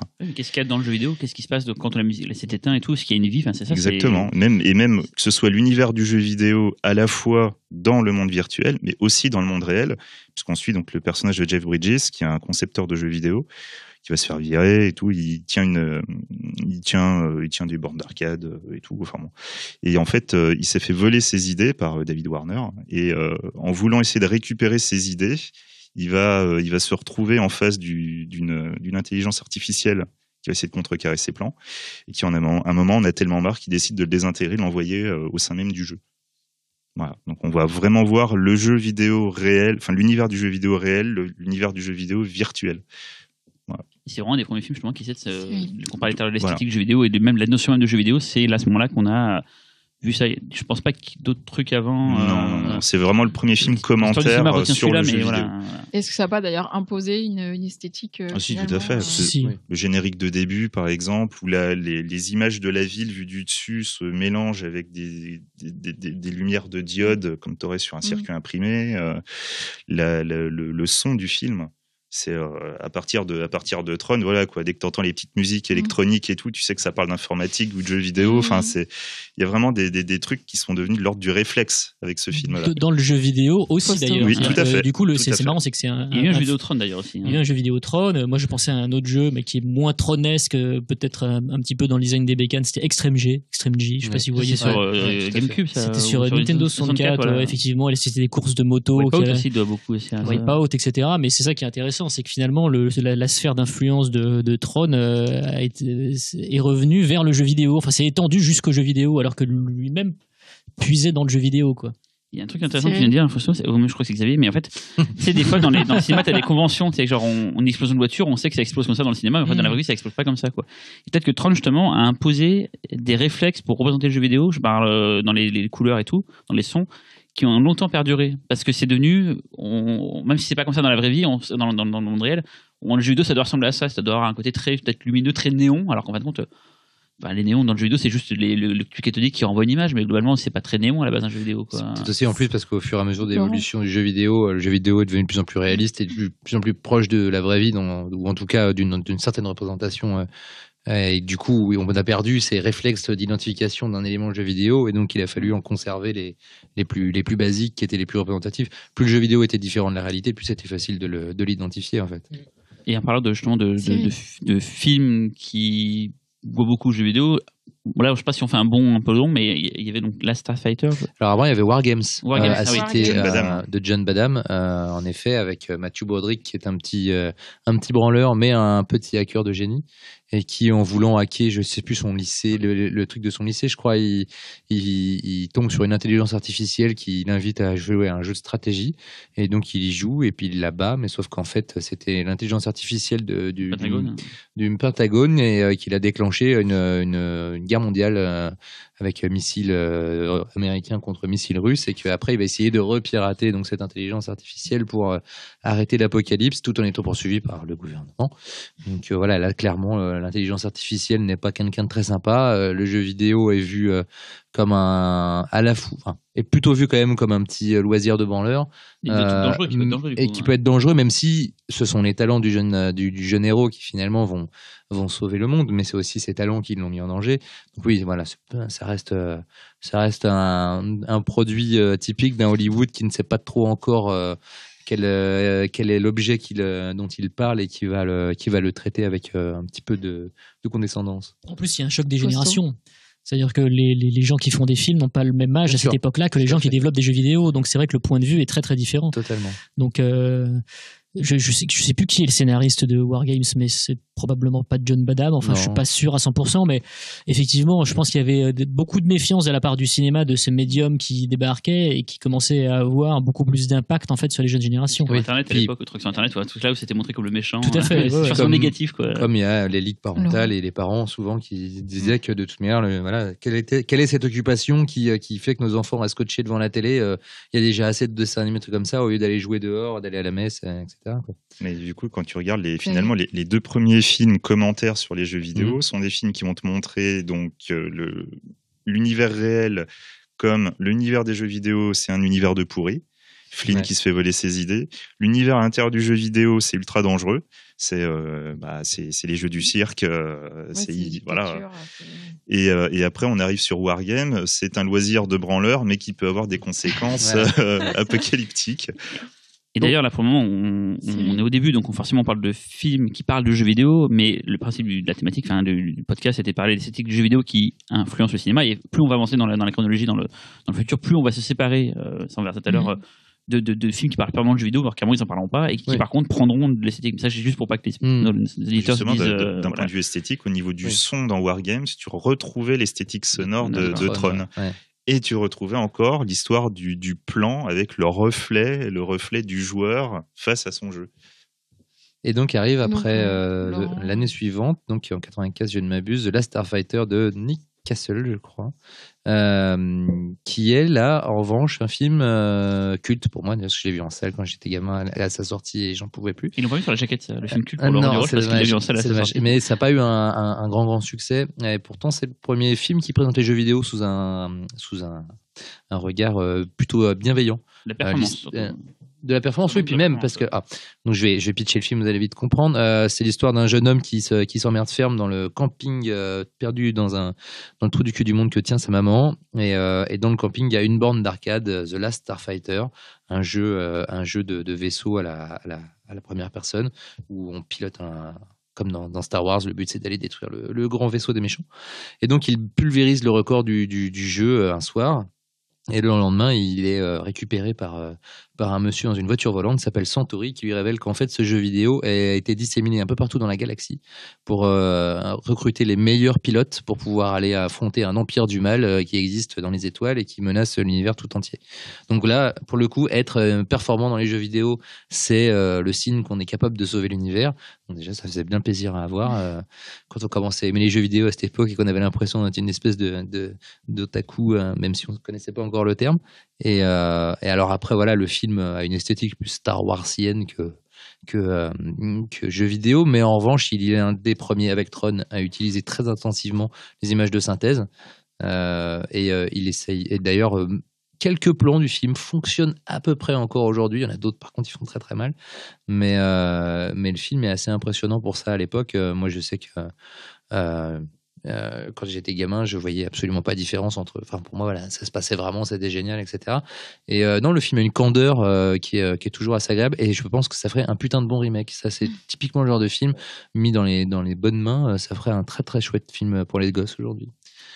Et du coup, c'est un film qui est un peu moins pessimiste, c'est ça sur Oui, voilà, oui. En plus, après, le film n'a pas vraiment de commentaires sur le jeu vidéo, outre que cet élément scénaristique. Le jeu, après, devient l'élément jeu vidéo devient assez secondaire. Mais au moins, voilà, il ne présente pas les gamers comme des débiles mentaux. Oui, pardon, Xavier. Et en fait, tout simplement, je vais juste dire, même si on l'avait un tout petit peu dans Tron, c'est vraiment dans Last Starfighter qu'on commence à voir l'utilisation de la structure du jeu vidéo, avec le côté univers qu'on va explorer. Bon, c'est léger, oui, pas c'est vrai, non plus. Les différents morceaux à aller chercher, donc toute la quête pour essayer de s'upgrader. Enfin, c'est les prémices, quoi. Avec le coup spécial à la fin, voilà, étoile, la rose de. Je me rappelle je sais plus comment ça s'appelle. La rose de la mort ou le vaisseau. La fleur de la mort, voilà. Ça, merci. qui est un coup spécial à la fin où le héros est capable de décimer toute la flottille des méchants avec son vaisseau qui tourne dans tous les sens et qui met des lasers. Et moi, je crois que je lançais mon popcorn à ce moment-là tellement j'étais fou. Il y a un truc à signaler par rapport à, donc là, je vais parler de jeux vidéo, donc par rapport à la chronologie de l'histoire du jeu vidéo. Après, non, mais vous allez voir pourquoi, c'est important. À cette époque-là, il y a un truc qui n'existe plus maintenant, mais qui existait à notre époque et que nous avons connu, en tout cas, c'est que le jeu vidéo il se consommait chez soi ou bien dans des salles d'arcade. Voilà. Et en fait, à l'époque, le jeu vidéo chez soi était plus pauvre que les jeux vidéo qu'on avait en arcade. Et les jeux en arcade étaient faits pour faire dépenser de l'argent souvent à des joueurs. Donc, c'était pas des jeux qui avaient des scénarios très profonds. C'est des jeux qui misaient sur l'instant, l'action tout de suite et le fait que tout de suite vous avez du plaisir. C'était le gameplay instantané. Voilà, instantané. Donc, c'est vrai que les jeux vidéo de l'époque, qui s'inspiraient donc beaucoup aussi des jeux d'arcade, en fait, enfin, les films, je veux dire, s'inspiraient du coup, c'était des films avec des scénarios assez faibles en fin de compte. Là, bon, on n'a pas parlé d'adaptation, mais c'était vision du jeu vidéo, c'était un côté très ludique tout de suite. Il n'y a pas un côté scénarisé et peut-être avec des choses qui vont arriver plus tard comme des points de vue dans le jeu vidéo. Voilà. Donc c'est pour ça que ces premiers, années 80, l'esthétique jeu vidéo qui est vraiment représentée, c'est surtout l'action, c'est surtout des choses de très très basiques. Il n'y a pas encore l'atmosphère, il n'y a pas encore Donc c'est juste pour situer. On se situe, on est dans les années 80 à peu près, quoi. Et le jeu vidéo, et voilà, justement, chez soi. Le fait que The Last Starfighter est moins dans la méfiance vis-à-vis des jeux vidéo, ça nous entraîne justement au début des années 80, où finalement c'est complètement démocratisé le jeu vidéo et on tombe dans l'adaptation pure et dure de franchises qui sont d'abord. Il y a eu un juste pour situer avant, on va sûrement parler de Mario qui je pense est le premier le show, mais il y a eu un film qui s'appelle The Wizard aux États-Unis, mais Video Kid en France. Et là, c'est assez curieux. C'est un film placement produit. Je veux donc là pour le côté esthétique, c'est Walou, il y a rien. C'est un road movie entre un gamin un peu autiste et son frère. Et il se trouve que le gamin autiste, il se découvre dans le jeu vidéo, il découvre c'est son vrai potentiel et tout quoi. Et ils vont faire un road movie pour essayer de et c'était un film entièrement à la découverte de Nintendo en fait. Et à la fin, il y avait justement les premières images de Super Mario 3 qui étaient diffusées dans le film qu'on n'avait encore jamais vu. On voit un Power Glove, pour ceux qui savent, c'est une sorte d'accessoire débile créé par Nintendo où on a un gant pour contrôler le jeu et ça ne sert à rien, ça ne marche pas. C'était génial. C'était génial sur le principe, mais ça ne marche pas. Mais bon, c'est un accessoire typique d'une époque où on pouvait tester plein de trucs. Et ça, c'est vraiment très peu de temps, je crois que c'est fin 80, début 90, très peu de temps avant que effectivement arrive la première adaptation, on va dire officielle, qui est donc Super Mario Bros. Et là, pour le coup, qu'est-ce que Mario ? Est-ce que des gens ici savent parce que c'est Mario ? Je pense que tout le monde sait dans nos auditeurs, mais pour expliquer, c'est un jeu de plateforme où on dirige un personnage qui doit, on le voit de côté, il est à plat et il doit aller d'un point A à un point B à la fin du niveau et il peut tuer les ennemis en leur sautant dessus. Il doit réparer de la plomberie, non ? Voilà, il doit y aller dessus. Ce n'est pas un plombier. C'est un fleuriste. Non, c'est vrai. À la base, Mario est un fleuriste. À la base, Mario, surtout, il va choper la princesse et faire chez Donkey Kong à la base. C'était Jumpman. Exactement. D'ailleurs, la toute première représentation de Mario, du coup, n'est pas un scrolling. N'est pas un scrolling de côté, mais qui montait. Il n'y a pas de scrolling. Il y avait un scrolling dans les premiers Mario aussi, puisque tu montais les échelles. Tu parles de Mario Bros, le jeu où tu battais dans une arène. Mais avant Mario Bros, il y avait donc Jumpman et donc il y avait Donkey Kong. J'avais joué sur Game & Watch. Voilà, c'est aussi Et donc pour dire que là on arrive à une époque où Mario, il n'y a pas de scénario. Autrement dit, c'est inadaptable. Voilà, c'est juste il doit aller d'un point A à un point B et sauver la princesse à la fin. Mais ils l'ont fait. C'est du gameplay pur. Mais heureusement que Bob Hoskins était là, et John Leguizamo, et Dennis Hopper. C'est l'époque où le jeu vidéo commence à vraiment exploser. Il faut savoir que Nintendo est devenu leader dans le monde entier. Aux États-Unis, on disait pas une console de jeu vidéo, c'est une Nintendo, c'est comme ça que ça s'appelait quoi. C'est devenu une marque telle que Coca-Cola à la limite. C'est-à-dire que les mamans du monde entier ont longtemps dit arrête de jouer à ta Nintendo et le fils répondait mais non, c'est une Mega Drive. Une Super Nintendo dans les trois frères. Enfin voilà. Et du coup, quand on adapte un des best-sellers, enfin les studios sont c'est pas un studio, je crois que c'est pas New Line ou c'est pas un indépendant qui a adapté Mario, je crois, c'est New Line. C'est New Line, oui, si je ne m'abuse. Juste une question, est-ce que c'est une volonté des studios de cinéma, est-ce qu'ils sont allés draguer Nintendo et tout ça pour récupérer c'est pas Nintendo qui est allé voir peut-être pour Video Kid, Nintendo a peut-être fait un placement produit éhonté un peu comme Mac et moi où c'est McDo qui sponsorise à fond le film. Là je pense pour le Video Kid c'est vraiment du placement produit. Je suis pas dans ce cas des deux, mais j'imagine autant pour Mario Bros, je pense vraiment que c'est un moment donné, c'est un moment charnière et de là notre podcast va s'accélérer à toute vitesse où les gens se sont dit là il y a un truc nouveau. Ils ont mis un peu de temps à se rendre compte de ça quand même. Ça c'est normal, c'est les adultes, ils sont débiles quoi. Et ils ont mis un petit moment à se rendre compte de ça. Ils se sont dit tiens là il y a ce que je disais tout à l'heure, ce que Weibo l'a fait beaucoup. Ils ont dit tiens il y a des IP, des propriétés intellectuelles qui coûtent pas très cher et qui peuvent rapporter beaucoup de gens parce que les gens connaissent tous Mario. C'est très simple de lancer un film Mario, pas besoin de faire promo pour expliquer qui il est, tout le monde connaît. Même si le film finalement va ressembler à rien. De ce qui est vraiment Mario. C'est on peut parler d'ailleurs. Fin fond du panier. Bon, je sais pas, moi je l'ai vu en salle à sa sortie. J'étais fan de Super Mario, j'ai détesté instantanément. Donc c'était non, je crois que j'ai revu des bouts à la télévision. C'est horrible, je l'ai revu. En direction artistique, c'est super embarrassant. En fait, ils ont dit les champignons dans le jeu vidéo, parce que Mario commençait avec des champignons. Ils ont dit les champignons c'est les mycos. Donc c'est une ville remplie de mycoses en fait. Sérieusement, c'est des mycoses dans le film. Puis Dennis Hopper se transforme donc en Bowser, c'est ça. C'est ça. Il a la capacité de se transformer en lézard géant. Mario, du coup, comme dans le jeu, en fait, le principe de Mario, c'est quoi ? C'est de sauter. Et ben dans le film ils ont des bots pour les faire sauter plus haut. Tout à fait. Parce qu'ils se sont dit c'est ça ils ont quand même fait je pense un brainstorm genre bon on va mettre tout ce qui est le jeu vidéo sur un tableau et on va faire un film avec ça après et est-ce qu'ils rentrent dans des tuyaux pour des... Il y a des tuyaux, on a des sortes de tuyaux toboggan, il y a des trucs de direction artistique qui renvoient effectivement aux jeux vidéo, mais tout ça est tellement passé à la moulinette du mauvais goût. Ah oui, à Brésil effectivement. On a l'impression de voir une espèce de version complètement bâtarde et débilitante de Brésil parfois. D'accord. Mais justement, ce qui est de très intéressant. Il adore le film, il dit rien, il se tait, il est là, il fait putain, mais j'adore ce film. Non, par contre, moi, dans le film, il y avait un truc que j'adorais. Enfin, c'est pas un truc, c'est plutôt la charmante demoiselle Samantha Mathis. Est-ce qu'elle joue Princess Peach ? Oui. Ah ouais. Non, mais par contre, ce qui est véritablement intéressant avec Super Mario Bros, c'est qu'en fait, on a tout de suite vu les limites de l'adaptation du jeu vidéo. Et toutes les erreurs qu'il y avait dans Super Mario Bros se sont retrouvées dans toutes les adaptations suivantes. Les 5 années qui ont suivi, voilà. Après, il y a eu des changements. Oui, voilà. Les 5 années qui ont suivi, le Dragon, Street Fighter, c'est vraiment. À chaque fois, on se retrouvait avec un jeu vidéo qui avait un pitch de base. On t'envoyait dans une quête, donc tu avais un but. Sauf que Là, après, c'est du gameplay, c'est tes décisions. Voilà. Sauf que tu veux l'adapter dans un film, tu as besoin de narration. Donc, pour remplir les blancs, alors automatiquement, ils essayaient de voir quels sont les symboles du jeu vidéo.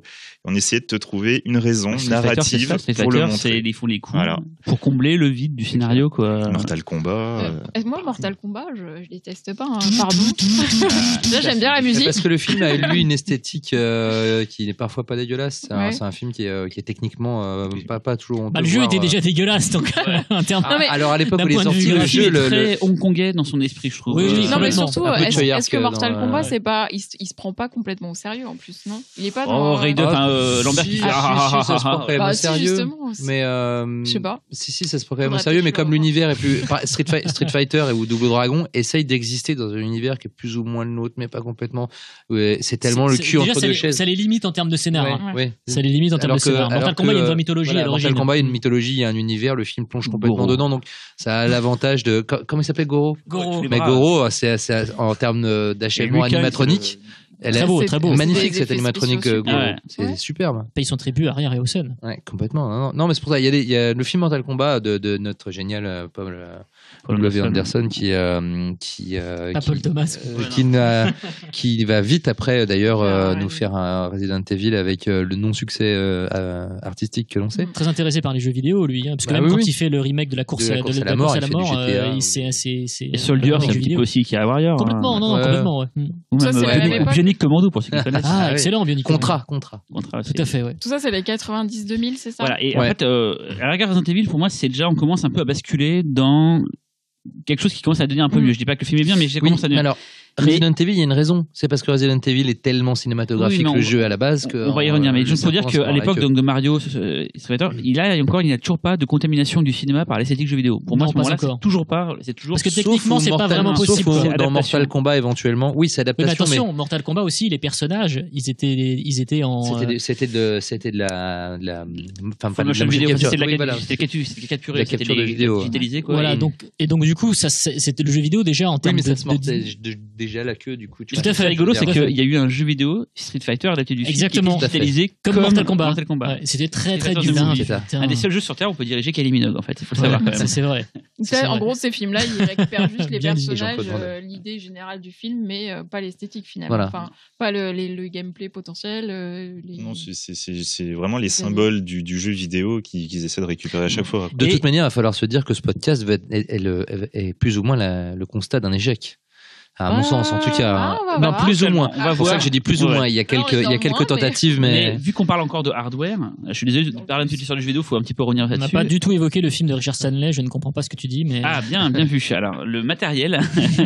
En fait, là, on arrive autour des années 80, milieu des années 90, 95, et arrive en 95, 94, je sais plus exactement là, par contre, c'est la honte pour moi. Arrive un nouvel acteur dans le jeu vidéo et aussi une nouvelle technologie, c'est Sony qui arrive avec la PlayStation et apporte la 3D. Et donc les full motion vidéo, la 3 dimensions, et là tout d'un coup le jeu vidéo passe dans une ère un peu plus adulte. C'est à ce moment-là vraiment qu'on dit que le jeu vidéo est passé dans une autre ère. C'est peut-être aussi parce que les enfants que nous étions sont devenus adolescents et plus tard adultes et donc avoir un pouvoir d'achat. Mais c'est vraiment à ce moment-là qu'il y a eu une bascule et on est passé de la 2D pure Mario enfantin et tout, il n'y a pas que des jeux enfantins, attention, il y avait des jeux bien gore et tout à l'époque, de tous les styles, des jeux sérieux et tout, voilà, mais c'est à ce moment-là qu'on est passé dans l'univers 3D, que tout d'un coup, quelque chose était possible à la fois pour le jeu vidéo adapté en cinéma et que le cinéma pouvait du coup récupérer des trucs, voilà. Et un des jeux phares de la PlayStation, et là du coup, peut-être que je saute en avant, mais c'est donc Resident Evil, et Resident Evil Biohazard en Japon s'inspire à la base des films de zombies de George Romero, apporte un point de vue nouveau qui est l'angle de caméra fixe pour justement forcer un point de vue, ce qui dans le jeu vidéo était souvent pas trop le cas en 3D. C'était au départ la 3D c'était la folie, les mecs ils faisaient n'importe quoi, les jeux télévisés et tout, c'était. C'est 96 le premier Resident Evil. On pouvait se balader tout autour et tout, c'était.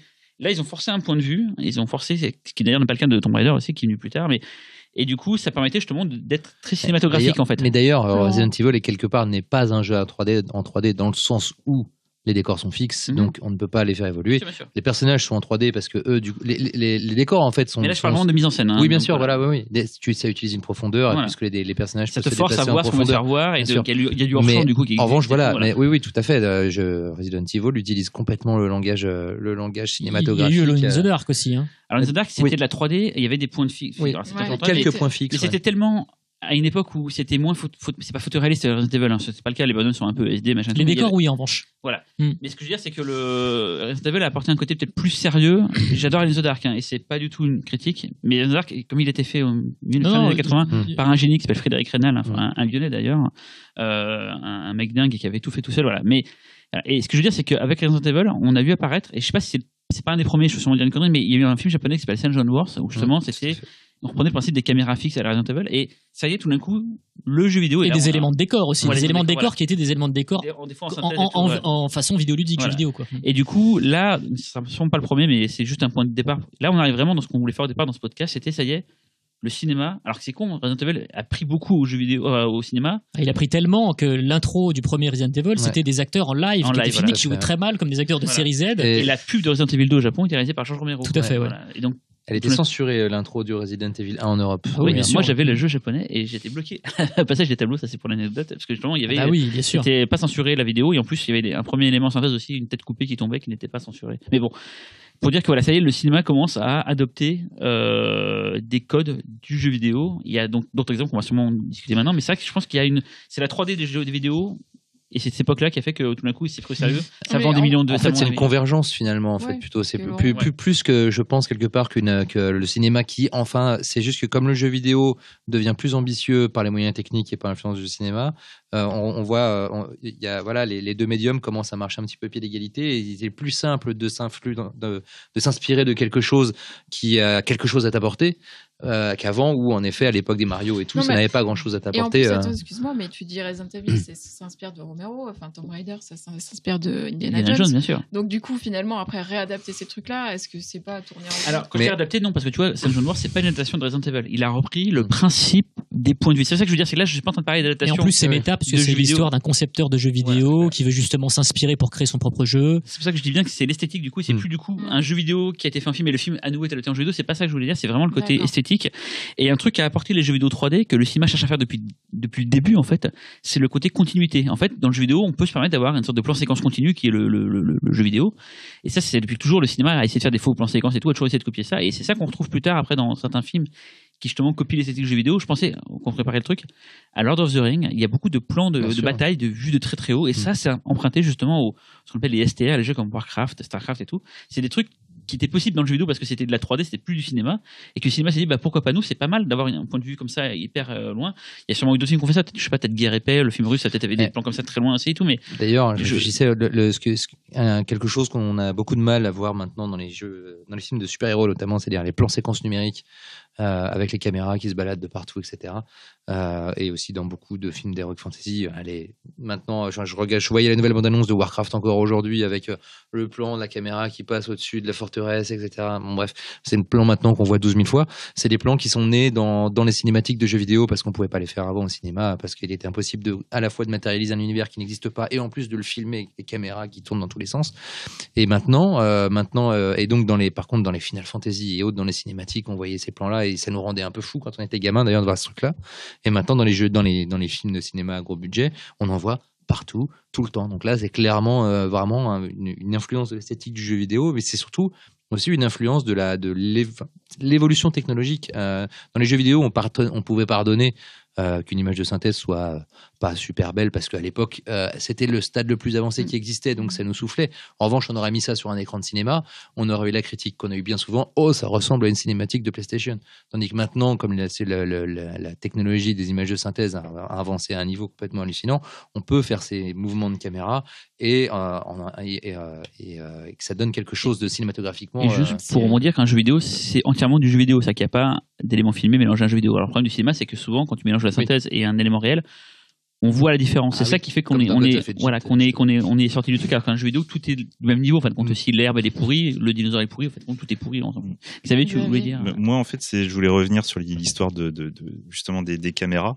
C'est que Je me souviens qu'à l'époque, donc par exemple devant Time and Tide sur Arc, moi j'étais fasciné par ce plan de la caméra qui passe par la fenêtre. Avec déjà dans la bande-annonce, j'avais éjaculé devant l'écran. C'est fait en live en plus. Exactement, c'est fait en live. Et j'étais fou, quoi. J'étais fou devant ce plan.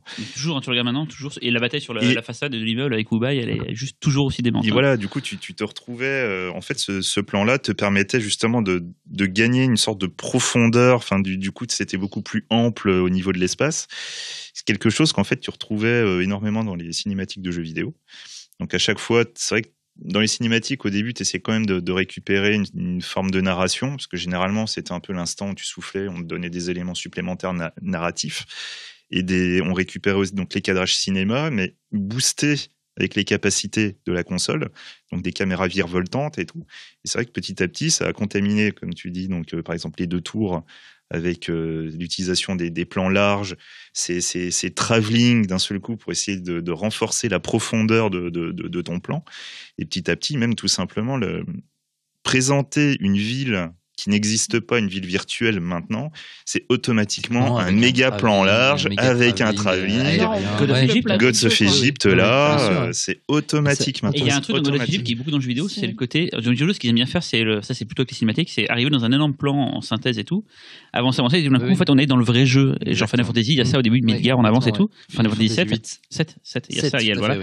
Et dans God of Egypt, et dans beaucoup de films, il y a ça, ce truc-là de, on est très très loin dans l'espace, on approche, et au bout d'un moment, on arrive, et c'est un plan juste à la grue à la fin qui descend au niveau des protagonistes. Et ça, c'est typiquement le jeu vidéo, ça. Alors, du tout grand jusqu'au tout petit, quoi. Alors que, paradoxalement, moi, j'ai été assez soufflé par un jeu, du coup, je vais réussir à le placer.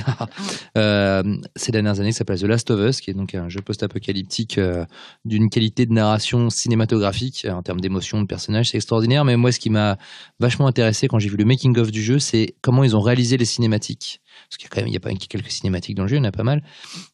C'est faire partie des meilleures cinématiques de jeux vidéo. Pourquoi ? Parce que justement, elles s'affranchissent, elles refusent complètement ce côté caméra libre qui peut faire ce qu'elle veut, etc. La plupart du temps, dans les cinématiques de jeux vidéo, il y a un personnage qui parle et la caméra, elle tourne autour de lui en un travelling aérien, elle passe au-dessus, en dessous, entre ses jambes, on dirait du Michael Bay. Tandis que dans The Last of Us, les cinématiques, elles sont créées en filmant des personnages, c'est de la performance capture, et ils ont recréé l'espace du décor du jeu dans le studio de performance capture. C'est-à-dire que s'il y a un meuble dans le décor du jeu, ils ont mis un truc, un cube, n'importe quoi. Et en fait, tout est filmé par la caméra qui récupère, exactement. Et tout est filmé par une caméra qui récupère les performances des acteurs. Et quand la caméra bouge, si le caméraman bute contre un meuble, et ben c'est que normalement, il ne peut pas se déplacer dans l'univers du jeu. Et donc, il repense la mise en scène. Donc finalement, la mise en scène, elle est de The Last of Us, elle est complètement pensée comme une mise en scène de cinéma. Elle refuse cette liberté avec des contraintes physiques. Et c'est ce qui lui donne une qualité de narration extraordinaire à ce jeu. Et du coup, pour revenir quand même, parce que là on parle beaucoup de jeux vidéo, je trouve. Moi je trouve, moi je dis rien, mais bon. Moi je le dis. Le mec qui cale son jeu vidéo préféré, et là tranquille, je parle de jeux vidéo, qui devait devenir un film sous l'égide de Sam Raimi, mais ça vient de se casser la gueule. Très bien, il y en a marre des adaptations. Justement, parlons plutôt des films qui ne sont ni des adaptations, ni des relectures de jeux de vidéo, mais qui plutôt utilisent des codes justement esthétiques du vidéo, qu'ils ont complètement digérés, et pour le meilleur, pour une fois. Non, mais moi je voulais juste rebondir, mais vraiment 10 secondes sur Choyark. Et c'est vrai que Choyark faisait quelque part de la mise en scène de jeux vidéo dans le cinéma avant Bazou, exactement. Surtout la légende de Zoo, et quand on regarde Gods of Egypt, on a quand même l'impression de voir une espèce de Legend of Zoo 20 ans après, mais pas mieux. Complètement, puis avec effectivement une mise en scène beaucoup plus plate, mais oui, mais c'est là qu'on voit que des avant-gardistes et des défricheurs et des mecs qui tentaient des choses tout à fait impossibles théoriquement avec le médium cinéma ont imposé une influence qui allait au-delà en fait de leur propre médium, quoi. Donc c'est vrai que de la mise en scène jeux vidéo-esque qu'il y en avait chez Choyark déjà dans les années 80. The Blade, ouais, c'est Mario Shodown ou Tenchu, c'est ceux qui sont les choix à fond sur The Blade et tout. Il y a des trucs, les coups spéciaux. Ouais, c'est vraiment un côté genre super cinétique où on a l'impression, quelque part, et c'est la grande force du cinéma de Choyark, d'être non pas un joueur, mais d'être à l'intérieur de l'action et non pas spectateur de l'action. De le ressentir physiquement. L'œil caméra, comme j'ai des fois. Pour revenir à un truc qui n'est pas de l'esthétique, mais qui n'est pas non plus une adaptation de jeu vidéo, mais qui montre bien les truchements entre les deux univers. Je pense à donc The Warrior de Walter Hill, je pense à Le Jeu de la mort de Bruce Lee. C'est des films qui ont apporté l'idée d'étapes. C'est-à-dire qu'on suit des jeunes personnes qui vont faire des choses, des niveaux. Voilà. Et il fait les jeux vidéo, donc c'est après. ont beaucoup copié ça. Kung Fu Master, par exemple, c'est un des premiers beat'em all de l'histoire du cinéma du jeu vidéo. Pas le premier, un des premiers où on doit aller d'étage en étage, tabasser plein de gars qui sont random, et à la fin, on a un personnage qui est différent des autres. Tu te rappelles du jeu vidéo Bruce Lee sur Spectrum, sur Amstrad et sur Spectrum. Et donc, cette histoire de monter en puissance, un peu comme dans les jeux des RPG qu'on appelle ça, donc les jeux de rôle sur jeux vidéo, de battre des personnages complètement aléatoires et à la fin des personnages un peu plus emblématiques qui sont caractérisés parce qu'ils ont un look et tout, qui font partie des boss de mini-niveau et tout. Et bien, un film récent, on en a parlé tout à l'heure vite fait, The Raid, je pense surtout au premier pour ça, qui vraiment, pour le coup, n'est pas une adaptation de jeu vidéo, ne prend pas forcément l'esthétique d'un jeu vidéo, c'est vraiment un film d'action, mais qui reprend le principe de monter en puissance, des fois de perte de vie, des fois les mecs qui sont un peu abîmés, ils reprennent un power-up, ça s'appelle plein de trucs comme ça qui sont pas clairement indiqués. Il n'y a pas un mec qui prend une banane pour être plus fort, non, c'est juste. Ça aurait pu être drôle, ça aurait pu être drôle, voilà. Mais juste pour dire que.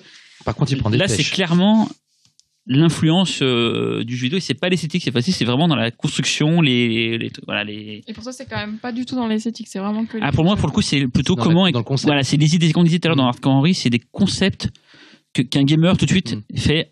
Voilà, ça c'est pas du cinéma, c'est quelqu'un qui joue à des jeux vidéo qui a c'est forcément de réfléchir parce qu'elle est pas logique pour le cinéma en fait. Et pour le coup, tout à l'heure où je disais que c'était ce principe d'évolution pouvait aussi rappeler Joseph Campbell, etc.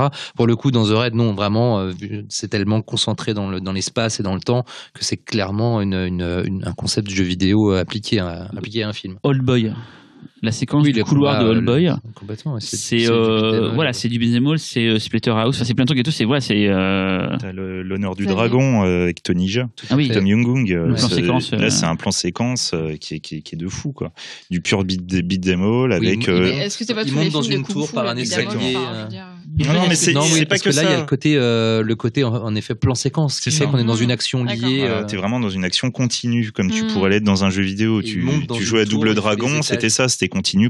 T'avais des vagues d'ennemis, c'est littéralement ça. Il y a des ennemis qui sont interchangeables, on s'en fout d'eux. Et il y en avait un différent à la fin. Exactement. Ils attendent leur tour. Voilà, Street of Rage ou même ça s'appelle le jeu de Capcom Final Fight. Voilà, pareil, Final Fight, c'est la nuit. De toute façon, c'est le métro, les punks et tout.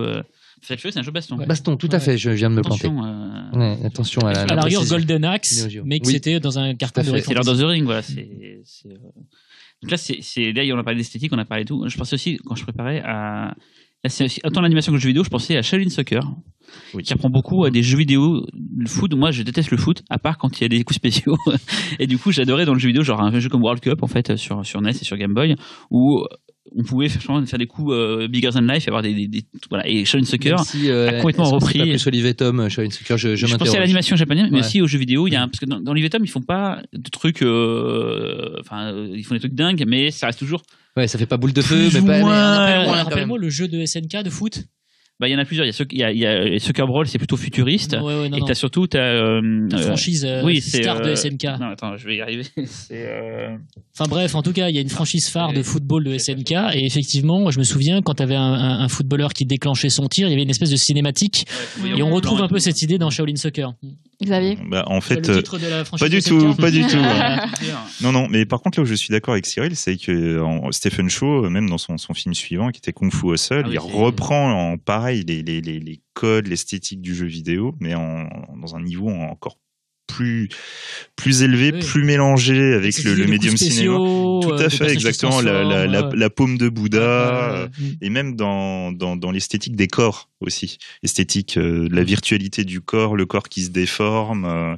Des choses qu'on pouvait déjà voir donc dans Matrix en fait.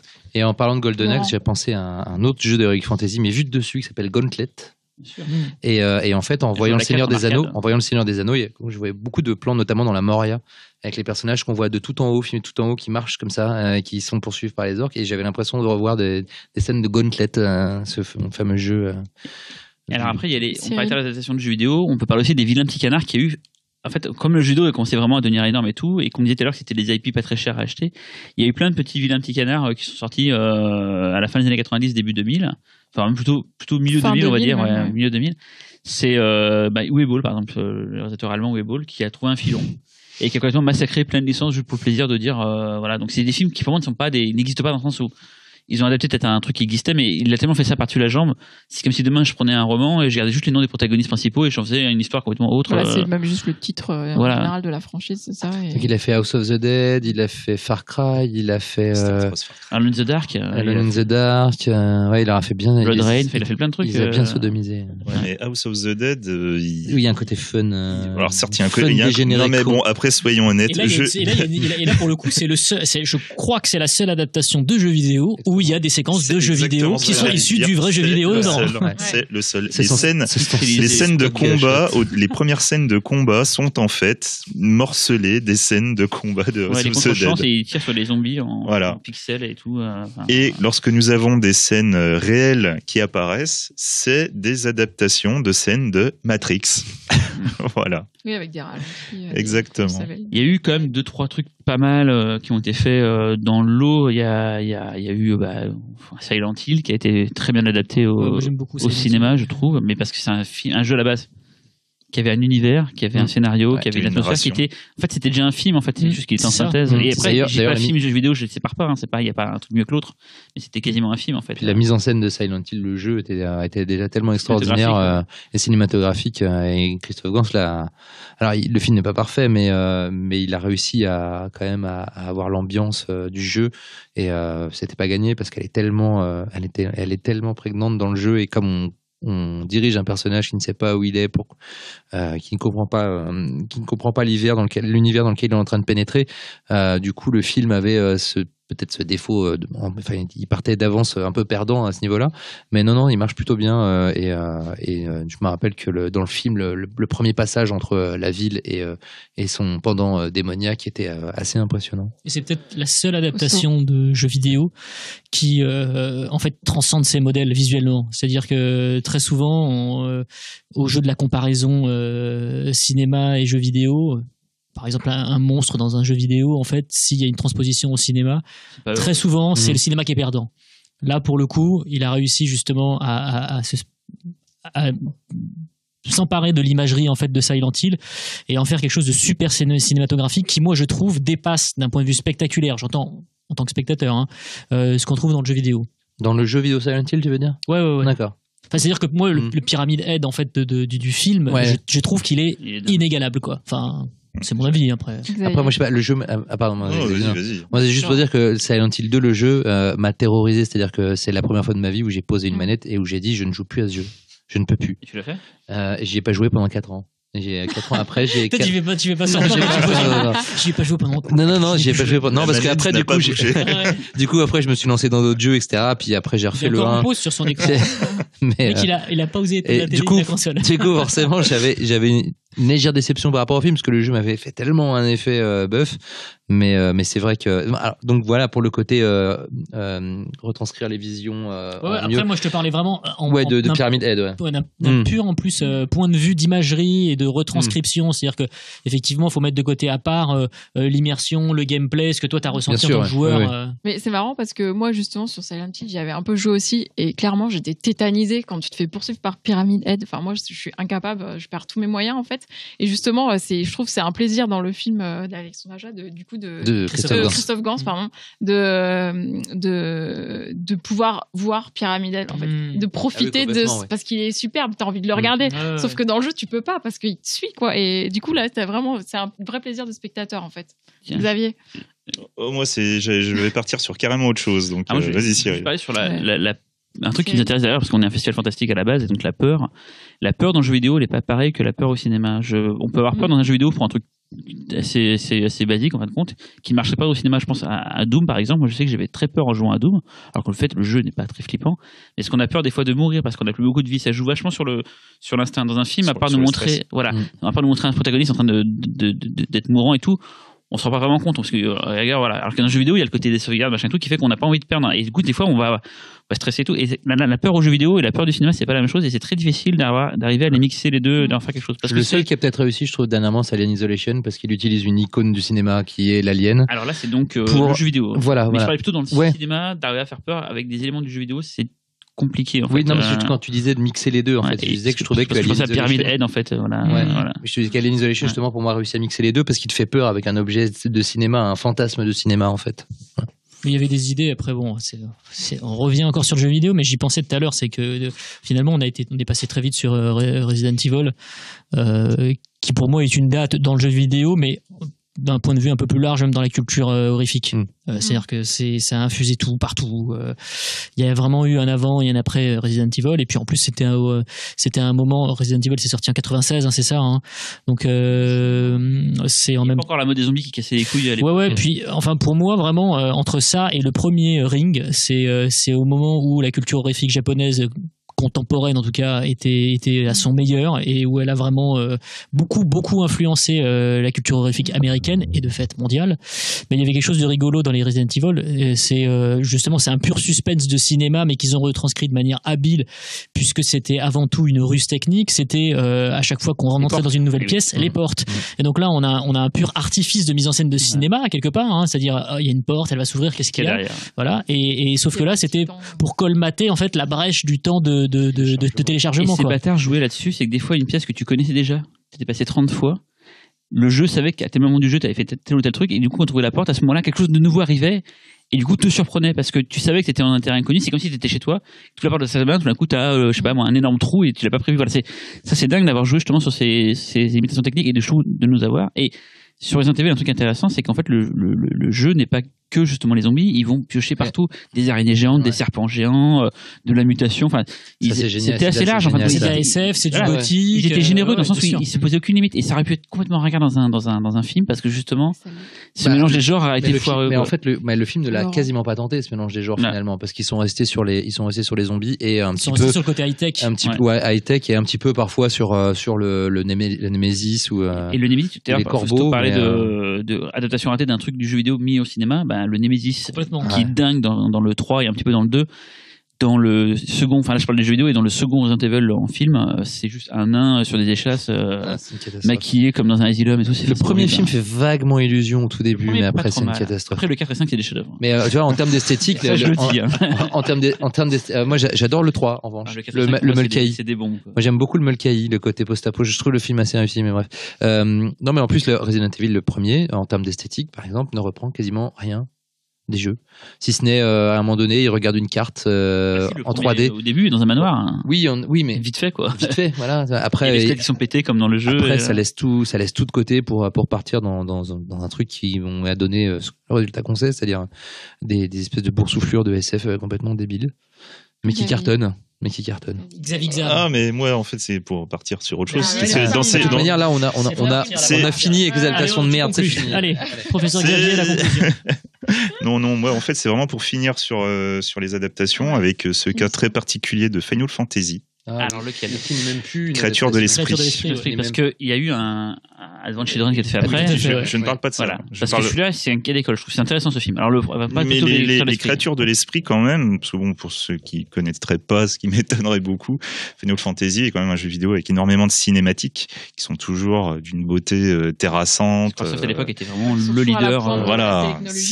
Imagina quand ils présentaient leur truc, c'était largement et aussi esthétiquement, pas seulement. Voilà. Et là, on se retrouve avec ce cas extrêmement particulier finalement de ce studio, donc Square, qui décide d'adapter cette licence au cinéma en faisant un film entièrement virtuel, entièrement en 3D. Le pari était de faire les premiers acteurs virtuels photoréalistes en synthèse en fait. Voilà. Des dessins animés pour enfants, c'est le et finalement en fait faire une monumentale cinématique, puisque c'est un peu c'est l'un des gros trucs qu'on apprécie dans Final Fantasy, faire une cinématique de 2 heures. Et étonnamment, c'est raté. Parce que le scénario. Mais entre autres. Alors que en plus, ça n'a même pas été donné aux mains d'exécutants. Non, c'est le réalisateur des jeux. Exactement. Qui réalise le film. Donc on peut même pas dire que la licence a été rachetée et massacrée. Non, vraiment. Après, c'est trop tôt. Il y a ce qu'on appelle l'Uncanny Valley, je sais pas comment on dit. La vallée en fait, quand on fait quelqu'un qui ressemble de plus en plus à un être humain, au bout d'un moment, le corps, notre esprit se dit c'est parce qu'en fait, une sorte de clown, et on repère les défauts. On repère les défauts, on ne se fixe pas sur les qualités. Ça marche bien, c'est qu'on n'a jamais vu de dinosaures et du coup, on transforme cette personne qui veut être un humain en monstre automatiquement. Et c'est l'absence d'âme, je crois rien là, mais totalement, dans le regard, en fait, c'est le regard, en fait, c'est ça le regard, et qui donne très froid, on n'arrive pas à s'attacher au personnage et à ce qui se passe. Puis le double échec, c'est de prendre cette licence Final Fantasy, d'en faire une histoire qui n'a à part dans des thématiques qui sont très enfouies dans le côté Gaïa, dans le côté écolo. Sinon, en termes d'univers, c'est pas Final Fantasy VII, parce que Final Fantasy, chaque scénario était différent en fait. Chaque était différent, mais donc, pour moi, c'était mais les éléments... variation dans l'univers de Final Fantasy. Ouais, mais les jeux Final Fantasy, même quand ils sont dans des univers technologiques, gardent les monstres, les épées. Enfin, tu vois ce que je veux dire? Il y a les invocations, c'est les ça invocations. qui fait les. Je veux dire, c'est que là, on sort complètement de l'univers des jeux pour aller vers quelque chose qui est trop différent. Qui n'est pas sorti en salle, donc Advent Children, là par contre c'est l'essence phare de Squaresoft, c'est donc Final Fantasy VII, adapté cette fois-ci en film, et donc c'est du fanservice, on parlait tout à l'heure, du fanservice à outrance. Que ça. Mais le film est dingue. Moi, je trouve le film dingue. Il est dingue, mais il est fatigant à un niveau de. Je l'ai pas vu, mais j'ai une question. Est-ce qu'il y a des chocobos? Oui. Ah, je me suis dit, il y a des chocobos. Bonne question. Si, je crois. Parce que tout à l'heure, on n'a pas dit, mais dans Mario, il y a Yoshi quand même dans le film. Oui, tout à fait. Il y a Yoshi. Il y a un Nintendo Chocobo, c'est une espèce d'autruche jaune à plumes très sympathique qui sert pour se déplacer. Il y a aussi des chocobos de battle. Oui, sachez-le. Si, il y a. Il y a des chocobos? Oui. Pas des chocobons, ils sont pas en train de. Non, quasiment tout le monde du set, ils sont tous là, les personnages, mais voilà. Et c'est un film assez bizarre. Je me suis dit, quelqu'un qui connaît pas le jeu vidéo, mais alors il doit se faire chier. D'ailleurs, Squaresoft va recommencer parce que là, ils sortent au mois de septembre Final Fantasy XV, et en même temps, ils lancent un film d'animation en image de synthèse. Le prologue, en fait. Voilà, qui va faire le prologue du jeu. Oui. C'est pas la première fois que c'est. Oh, pardon, je sais pas s'il y a d'autres exemples, mais il y avait un film de Kiyoshi Kurosawa, son premier film vraiment commercial qui s'appelle Sweet Home, qu'il a fait en 89. Le film est sorti et en même temps est sorti un jeu vidéo qui était développé à l'époque par le créateur de Ghosts and Goblins. Et du coup c'était marrant en fait, puisque c'était un pré-Resident Evil en fait, c'était sur NES, et là le concepteur du jeu vidéo en fait avait eu le droit de voir le film en amont, avait eu un accès au scénario, tout ça, etc., pour pouvoir piocher à l'intérieur. Et non, c'était pas une espèce d'histoire parallèle, mais on va dire c'était un mash-up quoi, quelque part. Et là je sais pas s'il y a eu d'autres précédents de films qui sont sortis et dont un jeu vidéo a été développé en parallèle pour accompagner la sortie. C'est arrivé bien après avec King Kong, avec Enter the Matrix, mais à l'époque oui, c'était certainement prévu comme ça. Alors Matrix. Justement, on va peut-être parler des Wachowski, parce que toi Fausto, Laurent aussi d'ailleurs, on en discute juste avant. Peut-être des réalisateurs ou réalisatrices, je ne sais plus quoi dire. Alors, déjà, il y a combien de films dont on peut vraiment dire qu'ils ont su intégrer les concepts de jeux vidéo, les digérer? Des films des Wachowski? Non, de films. Non, déjà par rapport au situer un petit peu, parce qu'il n'y en a pas. Des chiffres là? Mais finalement, non, mais les meilleurs exemples. Il y en a 3, 4 vraiment. Scott Pilgrim, il y a les Matrix, il y a Existence quelque part. Il y a c'est la limite Speed Racer et j'en avais un dernier. Et Avalon, voilà, de Mamoru Oshii. Après, c'est plus facile en fait pour un film comme Avalon, puisque le film traite des jeux vidéo, de la réalité virtuelle. Donc, et puis en plus, après, la science-fiction japonaise, elle a toujours de toute façon 3-4 trains d'avance sur la SF américaine. Donc, parce que du coup, nous amène à nous. Comment? Pardon? Ghost in the Shell, ça parle un peu de ça. C'est plutôt du piratage. Non, mais là, c'est vraiment, c'est thématique intelligence artificielle, c'est encore autre chose, quoi. Mais non, je pense que les Wachowski, c'est clairement ceux qui. Après, il n'y a pas que du jeu vidéo, c'est ce qui rend fort leur cinéma, justement. Pourtant, je suis pas un fan total en fait de leur cinéma, mais j'ai. On dirait pas, t'es souvent. Non, mais en fait, je les trouve vraiment passionnants. C'est en plus déjà leur trajectoire de vie personnelle est passionnante. Ça se ressent. Il y a toujours un écho dans leur propre cinéma, dans leur création. Mais c'est vrai qu'à l'exception de Bound, qui effectivement n'emprunte que très très peu de choses, voire aucune aux jeux vidéo. Ou alors à certains jeux japonais. Certains cadrages peut-être et tout. Il y a des trucs qu'on peut retrouver du jeu vidéo. Dans Bound. Ouais. J'en revu il y a pas longtemps. On voit bien des captures d'écran. Des choses et tout qui sont un peu des fois. C'est non parce que c'est des trucs du film noir. C'est le comic book film noir plutôt. Mais je pense qu'il y a je pense que et le jeu vidéo et l'animation japonaise sont vraiment les deux choses qui irriguent vraiment leur cinéma, mélangées à des influences de ciné HK, à du comic book, enfin. De la SF. Ouais, de toute façon c'est un melting pop. Voilà, c'est vraiment ça quoi, le cinéma des Wachowski. Et leur grande force en fait, c'est de se servir d'un certain esthétisme pour bâtir leur propre mythologie, parce qu'en fait c'est vraiment l'idée d'une mythologie composite qui emprunte, comme le disait Laurent, autant à la littérature qu'aux jeux vidéo. Donc c'est une espèce de grand écart. C'est parfois très très casse-gueule, mais ça fonctionne quoi. Et là, Cyril. Pour l'esthétique, un truc assez. Quand tu parlais, ça m'a sauté aux yeux en fait. On parlait tout à l'heure de ce que le jeu vidéo a apporté au cinéma, c'est ce côté justement langage cinématographique que le jeu vidéo avait parce qu'il avait aucune limite par rapport au fait que c'est pas filmé, c'était créé en temps réel, et qu'après beaucoup de films ont repris. Et Matrix, qui a beaucoup marqué l'esprit à l'époque, c'est le fameux bullet time, et pas que ça, mais et bullet time, c'était l'idée de pouvoir ralentir le temps et te faire des allers-retours, et comme dans le jeu vidéo en fin de compte. Mais ce qui est marrant, c'est que le jeu vidéo ne faisait pas ça avant. Très peu de ralenti avant Matrix, et quand Matrix est sorti, ok, il a contaminé tous les autres films derrière d'action qui avaient tous leur bullet time, mais surtout le jeu vidéo a mis ça, genre Prince of Persia, les Princes du Temps, il y a eu Max Payne, enfin des jeux vidéo vraiment qui ont repris entièrement, alors qu'à la base ça devait être le jeu vidéo qui aurait dû initier ça, et Matrix a juste repris le principe de nous aussi on veut pouvoir contrôler l'image à la frame près, et du coup derrière le jeu vidéo a pris, c'est marrant, quelque part ça existait déjà dans les jeux vidéo, parce que dans les jeux de baston en 3D, à partir du moment où les jeux de baston t'es passé en 3D, où donc tu pouvais déplacer ton personnage sur plusieurs plans, tu faisais tourner ta caméra autour de ton personnage pour mieux visualiser le... Mais il n'y a pas ce côté freeze frame, le côté on s'arrête dans le temps, on revient en arrière, il y a ce côté...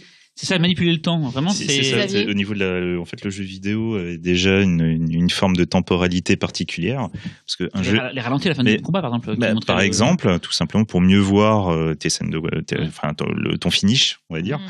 Tout simplement, les jeux vidéo, on dit en tant de temps, tu dois finir ton niveau. Hein, ça rappelle certains. Par exemple, un Final Fantasy, au hasard. Et même tout simplement cette temporalité, des fois tu joues en continu, c'est voilà quoi. Oui, mais à aucun moment le ralenti faisait partie intégrante du moteur du jeu en fait. C'était pas un en fait, t'as une différence entre la spatialité et la temporalité. Contrairement au cinéma où tu as une temporalité précise, t'as ton film qui dure 1h30. Voilà. Alors que là, tu peux te permettre d'arrêter ton film en plein milieu, mais tu continues à faire bouger. Mais le jeu vidéo n'utilisait pas le ralenti comme un moteur du jeu. C'était pas le truc important dans le jeu. Il était là, mais on s'en foutait. Matrix, tu pouvais faire un bullet time techniquement. Je me souviens quand tu regardais en replay, par exemple, une course de bagnole. Enfin, tu venais de battre un record et tu faisais tourner. Tu pouvais faire tourner la caméra autour de. Mais c'était pas dans le jeu.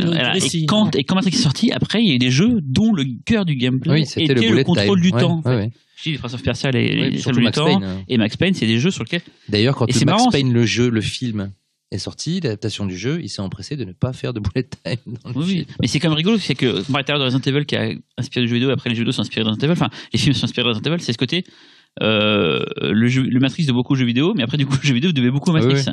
C'est quand même curieux en fait. Non, mais justement, c'est ce que. Il y a plus d'influence du cinéma sur le jeu vidéo parce que c'est plus vieux. Vous avez plus d'exemples.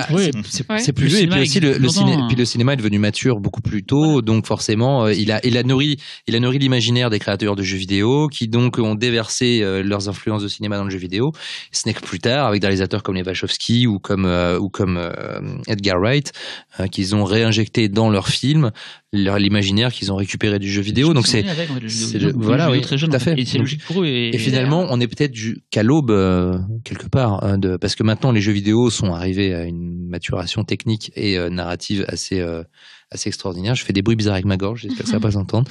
Petit rototo. Et peut-être que la génération qui grandit avec ces jeux-là actuellement va réintégrer. Mais je sais pas, parce que comme c'est une bouteille qui tombe, comme la limite entre les deux en termes de représentation visuelle et d'implication dans l'univers, elle est tellement ténue maintenant que je sais, les deux ne fusionneront jamais complètement, je pense, parce que la limite entre contrôler un personnage et être passif devant une histoire qu'on nous raconte, elle sera toujours là. La vérité virtuelle va bientôt.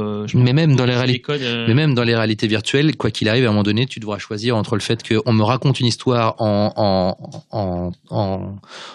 360 degrés et c'est à moi de regarder, mais en même temps l'histoire on me l'impose, ou alors je prends ma manette et je décide d'aller là et faire ça. C'est un film qu'on a complètement zappé. Un très bon film et qui correspond tout à fait à l'émission, c'est Strange Day. Tout à fait. Strange Day, le principe, c'est que dans un sorte de futur proche, on peut enregistrer avec un appareil sur sa tête sa vie. En fait, on peut filmer à travers ses yeux tout ce qu'on fait. Et après, les gens peuvent revivre ça en se mettant eux-mêmes l'appareil sur la tronche et relire. Et le film démarre sur un fameux plan séquence à la Hardcore Henry où on suit un braquage qui va mal tourner et la personne vit ça et l'acteur principal, il en ressort quand on est chamboulé. Et c'est le principe du... Pour un Strange Day, ça pourrait devenir la réalité virtuelle de demain. Oui, en fait, ça parle presque plus de réalité virtuelle que jeu vidéo, mais c'est vrai qu'il y a un truc. L'intro de Strange Day, c'est vraiment du FPS, quoi. Et pour le coup, Hardcore Henry n'a rien inventé sur ce principe-là, en tout cas, quoi. Non, mais bon, après, les personnes qui sont derrière sont des visionnaires. Hein. Catherine Bigelow et James Cameron, c'est pas Ilian Eschmuller. Hein. Et avant de penser à ça, je voulais dire un truc, Fausto. Alors, c'est une question Mad Movies. Tu sais après à quel moment... Jingle, question Mad Movies. Neschuller, pardon, Neschuller. À quel moment Mad Movies a commencé à parler de jeux vidéo dans ses pages? Je sais pas le jour exact, mais genre à peu près. Alors, c'était en mois de mars, c'était un mercredi. Non, mais genre, tu vois, c'était... fin des années 90. Non, mais je suppose que c'est Vincent Guignebert. C'était lui qui était très branché jeux vidéo à l'époque. Encore aujourd'hui, j'imagine, mais je pense que tout est parti de Vincent Guignebert. Je pense pas. Enfin, je sais, ça, je suis certain que c'était ni la cam de JPP, ni de Marc Toulek, ni de Damien Granger. Non. Génération, ça. Ouais, non, mais je pense que. En plus, c'est marrant, c'est que les chroniques de jeux vidéo, effectivement, sont arrivées dans Mad un peu au même moment que les chroniques de Japanimation. Je crois que c'est à peu près à ce moment-là. Plutôt la Japanimation. Est-ce qu'il y avait déjà eu Akira en couverture et tout? Il y avait déjà eu des trucs. Avant ouais, mais ça c'était puis Akira, il arrivait en plus, c'était épisodique, puis Akira est arrivé quand même un peu plus tard en France. Mais ouais, effectivement, moi je pensais surtout à la couverture Japanimation, à la couverture Génération Manga. Avec Metropolis. Voilà, avec Doom, Tokyo Megalopolis. Tokyo Megalopolis, ouais. Et donc voilà, non mais après oui. Parce que le jeu vidéo, dans les magazines de jeux vidéo, ils parlaient très tôt de cinéma et via l'axe du jeu vidéo et tout. En fait, mais pas très bien. Pas très bien parce que c'était pas leur métier. Mais ce que je veux dire, c'est que c'est un problème de génération. C'est ça, voilà. Ceux qui ont fait des films avant les Wachowski ont peut-être joué aux jeux vidéo, mais c'est pas leur truc en fait. Et les Wachowski, ils l'ont eu dès le départ dans les mains. Ils sont un peu plus âgés que notre génération. Enfin là, on est à peu près des trentenaires, 40, enfin voilà, c'est faible. Je vais pas donner d'âge, mais en gros pour dire qu'ils ont eu, voilà, et c'est qu'on va avoir plus en plus, enfin, ça va être de plus en plus naturel en fait. Il y aura de plus en plus de statistiques, elle va devenir naturellement. Ce qui est très fort dans Matrix, c'est qu'ils ont non seulement repris des concepts visuels, mais ils ont aussi repris des concepts philosophiques quasiment du jeu vidéo, avec choisir entre la pilule bleue et la pilule rouge, ce genre de choses, ou se télécharger des nouvelles capacités dans le personnage, et ils en ont fait vraiment des éléments narratifs qui font qui construisent l'univers, qui font avancer le récit, qui font évoluer les personnages, en plus qui font évoluer les personnages littéralement, en plus d'avoir une représentation visuelle avec le bullet time, avec les scènes de combat avec vue sur le côté, qui étaient aussi l'apanage du jeu vidéo. Donc c'est peut-être les premiers certainement à avoir vraiment intégré le mieux le jeu vidéo au cinéma. À un point tel que Neo finalement est le seul personnage de toute la trilogie à avoir une sorte de libre choix. Il n'a pas de but tant qu'on ne lui en donne pas un. C'est généralement les autres personnages qui lui disent va faire ça. Voilà, c'est eux qui lui donnent un but. C'est le seul qui est comme ça. PNJ en fait. C'est ça. PNJ, c'est les personnages non joueurs dans le jeu.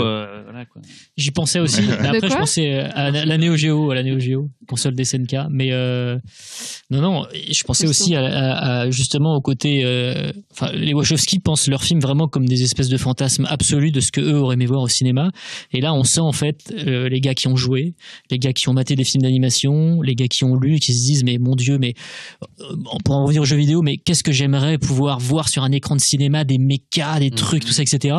Et on sent ça, on sent chez eux cette espèce de désir, cette cannibale de se dire putain, il faut absolument que j'ai joué à ce truc-là, il faudrait que j'arrive à le retranscrire visuellement et narrativement la même force en fait sur un écran de cinéma, quoi. Et après, il y a eu les Neveldine et Taylor qui sont un peu les Wachowski, les Wachowski pas du pauvre, les Wachowski dégénérés. Ouais, exactement. Voilà. Eux, ils ont joué à GTA et puis ils ont regardé des pornos, ils se sont dit putain, mais il faut faire un film qui mélange les deux. C'est les Wacho Jackass, quoi. Voilà, c'est vraiment ça. Hypertension 1 et 2.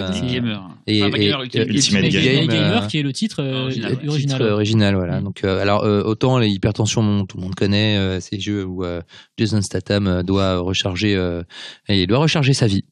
D'ailleurs, il perd sa vie littéralement, il doit la recharger en se penchant avec son cœur électrique, voilà, et en se battant, puis aussi en se mettant de l'électricité, et voilà, et en même temps en faisant des trucs très très cons comme dans n'importe quel, comme on fait tous quand on est dans un GTA et qu'au lieu de jouer le scénario, on préfère foutre le bordel. Et d'ailleurs, dans la manière dont c'est filmé, il n'y a pas aussi des déjà c'est vu en Google Maps. D'ailleurs, ils avaient même laissé le logo, je me rappelle, dans le premier film, Google Maps, et ça zoomait comme si on était un joueur qui consultait la carte, où est-ce que je dois aller, etc. Il y avait ça, et puis il y a donc leur troisième film, si je ne m'abuse, qui est moins connu, qui s'appelle donc Ultimate Game, qui là parle vraiment de jeux vidéo.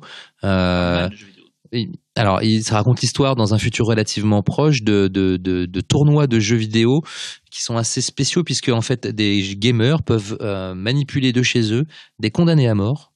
Des vrais condamnés à mort qui sont dans des arènes et ils utilisent les corps de ces condamnés à mort et les possèdent à distance pour dans des bastons générales. C'est un peu Avalon meets Running Man. Voilà, c'est ça. Et donc bon, alors le film a ses détracteurs et le film a des fulgurances visuelles comme eux seuls sont à peu près les seuls capables de les faire parce qu'il faut savoir que l'un des deux, je ne sais plus si c'est Neveldine ou Taylor, cadre en roller. Voilà, est une espèce de champion de roller et il cadre en roller. Ce mec ce mec est fou. Le making of de merde, le truc avec le motard là, Marvel. Ghost Rider. Ghost Rider 2, ouais. Et donc il prend sa cam et le mec est capable de rouler à toute vitesse à côté d'une voiture, de la cadrer dans tous les sens. Et dans Ultimate Game, il y avait un plan complètement fou qui était au-dessus d'une espèce de grand hangar et on voyait que le mec, en fait, l'un des deux réals, donc toujours le même, s'est fait accrocher à un filin. Il était juste avec sa caméra et il était à 20 mètres du sol et il traversait tout le hangar en tenant sa caméra en filmant les trucs. Les mecs sont assez fous. Après, voilà, c'est pas, mais il y a, ça c'est inévitable dans leur film, en tout cas dans ces trois-là, une esthétique du jeu vidéo qui est importée dans le film. Je voudrais revenir en arrière. En fait, on a donc parlé de Wachowski et d'Evan Taylor, qui sont la génération plus récente, on va dire, donc des gens qui ont dû jouer à des jeux vidéo gamins, ça c'est certain. Sûr. James Cameron, pour moi, vu son âge, c'est clair qu'il a pas trop dû jouer. J'en sais rien, je suis pas son intime et tout. Avatar. Et justement, je vais venir beaucoup plus tôt. Terminator, les visions, vue intérieure du Terminator dans le premier, et surtout dans le 2, avec les scans et tout, ça c'est très jeu vidéo. Voilà, c'est très très jeu vidéo, ça je trouve. Abyss, il y a des passages aussi dans Abyss, je sais pas, il y a les couloirs, machin. Moi je sais pas, mais je pense qu'il joue.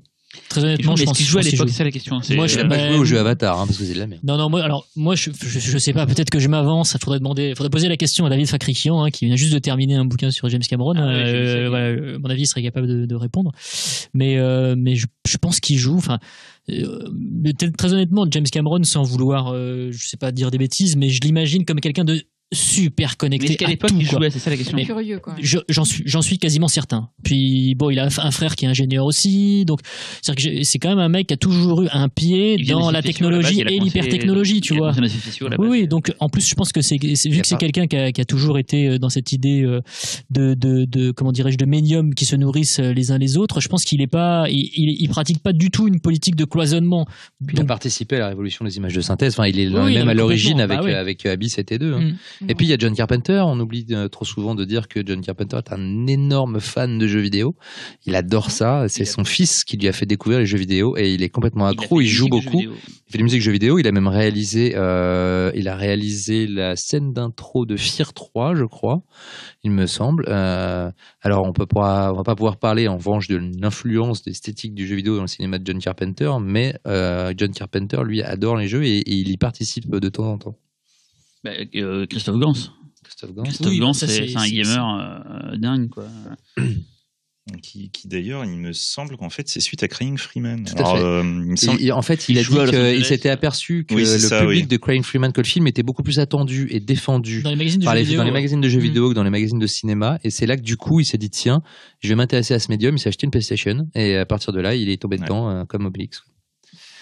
Obélix, il joue aux jeux vidéo. Gérard Depardieu, il joue aux jeux vidéo. Et puis après, on a eu deux autres films, comme on disait tout à l'heure, Existence. Il y a eu Existence et Avalon qui sont plus des films pas forcément de gamers, mais enfin. Et gamers en France, on en parlait. Oui, voilà, et gamers en France. Pour moi, Existence, c'est vraiment alors c'était mon point de vue, mais le film qui, genre, je regarde le jeu vidéo d'un peu loin, je suis pas très fan de ça. Je trouve que c'est un peu un film de vieux con sur le sujet, parfois. Moi, j'aime bien le film. J'aime bien le film, mais c'est un film d'un mec qui n'a absolument rien compris au jeu vidéo. Voilà. Mais le film est cool. Mais en fait, je pense que ça ne parle pas du jeu vidéo, ça parle des smartphones, en fait.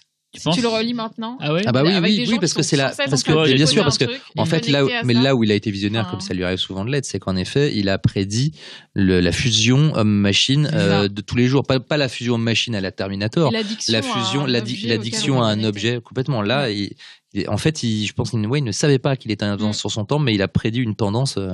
Alors que, en revanche, son discours sur les jeux vidéo.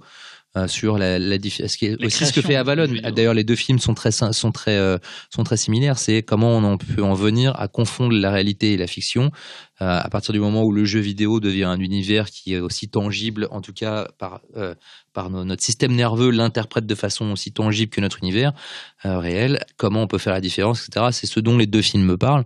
Et je trouve qu'Avalon en parle un tantinet mieux quand même, mais dans l'absolu, surtout Avalon en parle de façon beaucoup moins littéraire et de façon beaucoup plus poétique et énigmatique. Et autant le spectateur devant Avalon doit faire un effort un petit peu quand même intellectuel pour réussir à décrypter les images qu'on lui donne, autant chez Cronenberg, c'est un petit peu un discours un peu plus prémâché. Et toi, Xavier, t'avais envie de parler d'un autre film de la plage de Danny Boyle. Non, je vais parler d'un film quand même plus étonnant, mais qui pour moi est vraiment exactement dans le principe du jeu vidéo, qui est Un jour sans fin. Tout simplement. Tu en parlais, effectivement, oui. Voilà, avec le principe de niveau, refaire ton niveau. Try, comme on dit, Exactement, tu le refais au fur et à mesure. Hop, tu réussis, t'arrives à aller un petit peu plus loin, et puis ah non, t'as foiré. Donc tu recommences depuis le début.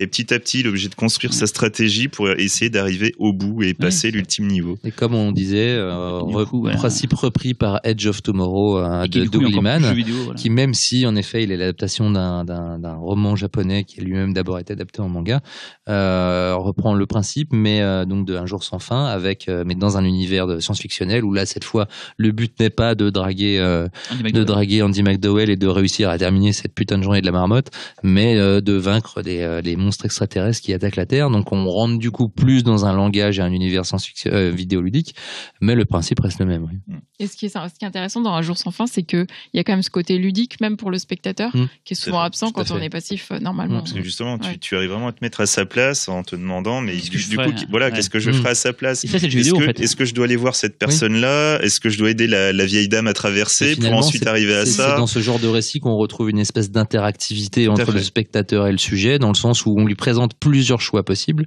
on les matérialise à l'écran, et donc du coup on se dit ah ouais tiens j'aurais peut-être fait ça plus que ça. C'est très réussi dans Matrix aussi, ce que tu disais, les pilules rouges et bleues. Je trouve que c'est un moment du film où tu as l'impression que toi-même tu pourrais avoir le choix et qu'il existe un autre film où il choisit l'autre. D'ailleurs à ce moment-là du film, c'est une vision. D'ailleurs, à ce moment-là du film, c'est une vision à la première personne de Neo sur Morpheus, qui regarde Morpheus de face, et on voit d'ailleurs le reflet de Neo dans les lunettes avec les deux pilules. Donc c'est carrément chaque main est en fait dans une réflexion d'une partie des lunettes. J'aime bien la réflexion. Et puis on a eu aussi, parce que je crois qu'on est en train de dépasser allègrement le temps qui nous est imparti, on peut peut-être finir très rapidement sur un très sympathique film / jeu vidéo qui est Scott Pilgrim de Edgar Wright, qui a là cette tendre particularité de voir la vie amoureuse d'un adolescent comme un jeu de baston dans lequel il faut une bande dessinée. Tout à fait, adaptation d'une bande dessinée. Et donc dans lequel le jeu vidéo, la vie amoureuse d'un adolescent est transposée dans le cadre d'un jeu de baston. Donc pour conquérir une nana, il faut vaincre des obstacles, en l'occurrence ses ex, etc. Et le film donc intègre complètement l'esthétique jeu vidéo et les codes aussi. Et les codes du jeu vidéo dans son projet de mise en scène, à un point que ça en devient une espèce d'objet pop complètement hybride et assez fascinant et assez jouissif. Et quand même attachant et émouvant. Qui réussit le tour de force. Moi, je trouve que c'est la force du cinéma d'Edgar Wright, en fait. Je trouve que c'est un film qui est dingue parce que je me suis dit avant de le voir, ça va être un peu comme. C'est le film de ta vie, toi. Mais en fait, à la base, je me suis dit, j'ai peur que ça fasse comme ces conneries là, comme Big Bang Theory, ces trucs de merde. En fait, on te montre un Friends lambda, quoi, avec juste à des moments, les mecs vont dire ah blablabla Spock, blablabla Star Wars. Juste ils te balancent des mots clés pour que les geeks fassent c'est cool, ils parlent d'un truc que je connais, quoi. Et là, je me suis dit bon, ça va être ça. Même si j'adore Edgar Wright, et je me dis, et putain, il y a 2-3 passages, genre la musique de Zelda, des trucs, des effets dans Zelda, des trucs comme ça, tu te dis, bon, là, c'est pour moi, c'est un truc qui me dit, mais c'est fondu dans le récit. C'est tout le temps, il y a plein de trucs, je me dis, même en le revoyant plein de fois, je me dis, putain, ça, j'avais pas vu et tout, et je me dis, c'est ça, c'est que c'est limpide, c'est pas genre du name dropping débile à base de. Tu trouves pas c'est un peu long? Moi, j'aime beaucoup le film. Quoi.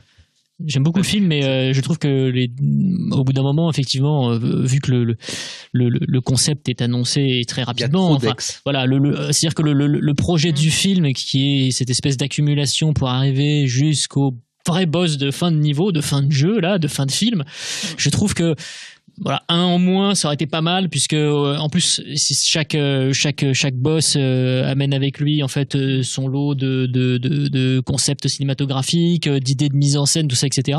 Bon, sauf qu'au bout d'un moment cet effet d'accumulation m'a un peu fatigué, quoi. D'ailleurs, ça fait penser un peu à Sucker Punch dont on parlait dans le dernier. Carrément, mais à fond. Bien vu. Moi, ça l'a pas fait. Et parler en effet d'influence. Le seul gros défaut du film, c'est qu'il y a une erreur dans le scénario horrible, parce que tu vois, le mec, il est avec une nana géniale asiatique, et en fait, il veut sortir avec l'autre débile qui a les cheveux rouges alors qu'il est nul, quoi. Enfin, genre, pour moi, c'est vraiment le gros problème du film, c'est ça, quoi. Alors qu'il était déjà avec la. C'est vraiment le film de ta vie, hein. Parfait. Et il veut trouver le débile avec ses cheveux à la con. Il se raconte à travers ses découvertes de Scott Pilgrim. Non, mais vraiment, c'est un film que je trouve dingue, et en le revoyant, je le trouve vraiment parfait. Est-ce que c'est l'un des films que tu préfères de ces dernières années? Non. Pourtant, c'est tout ce que je veux savoir. Là, il manque un truc dans ce film, il manque l'émotion. En fait, il manque l'émotion. En fait, c'est vrai que j'adore le film, je le trouve génial, mais c'est pas un film que je trouve qui m'a bouleversé, quoi. Je le trouve génial, le film. J'adore ce film pour plein de raisons, mais parce que les enjeux, ils sont pas aussi forts que dans Shaun of the Dead, par exemple. C'est ça. Il y a pas, il manque peut-être d'émotion dans ce film-là, et le fait aussi qu'il préfère la connasse avec les cheveux rouges, mais bref, voilà. Bon, on va conclure. On fait un petit tour de table. Est-ce que vous voulez dire votre film préféré d'influence le jeu vidéo, tiens, pour voir. Et votre jeu vidéo, justement, c'est ce que j'allais dire préféré. Bah, Cyril commence. Alors, je vais le film, parce que si je dis Silent Hill, c'est celui que tout le monde va dire, mais moi, c'est celui que je pense qui est le plus réussi. On parle directement d'adaptation. Non, n'importe. Qui rentre dans le spectre de ce dont on vient parler. Oui, par rapport à l'imagerie. Bon, alors ton jeu vidéo. Alors mon jeu vidéo, en plus, c'est limite peut-être mon film préféré de tous les temps. C'est un jeu vidéo, en fait. C'est Another World de Eric Chahi, quoi, que je trouve juste dingue. C'est un jeu qui m'a bouleversé quand j'étais gamin, quand je l'ai vu.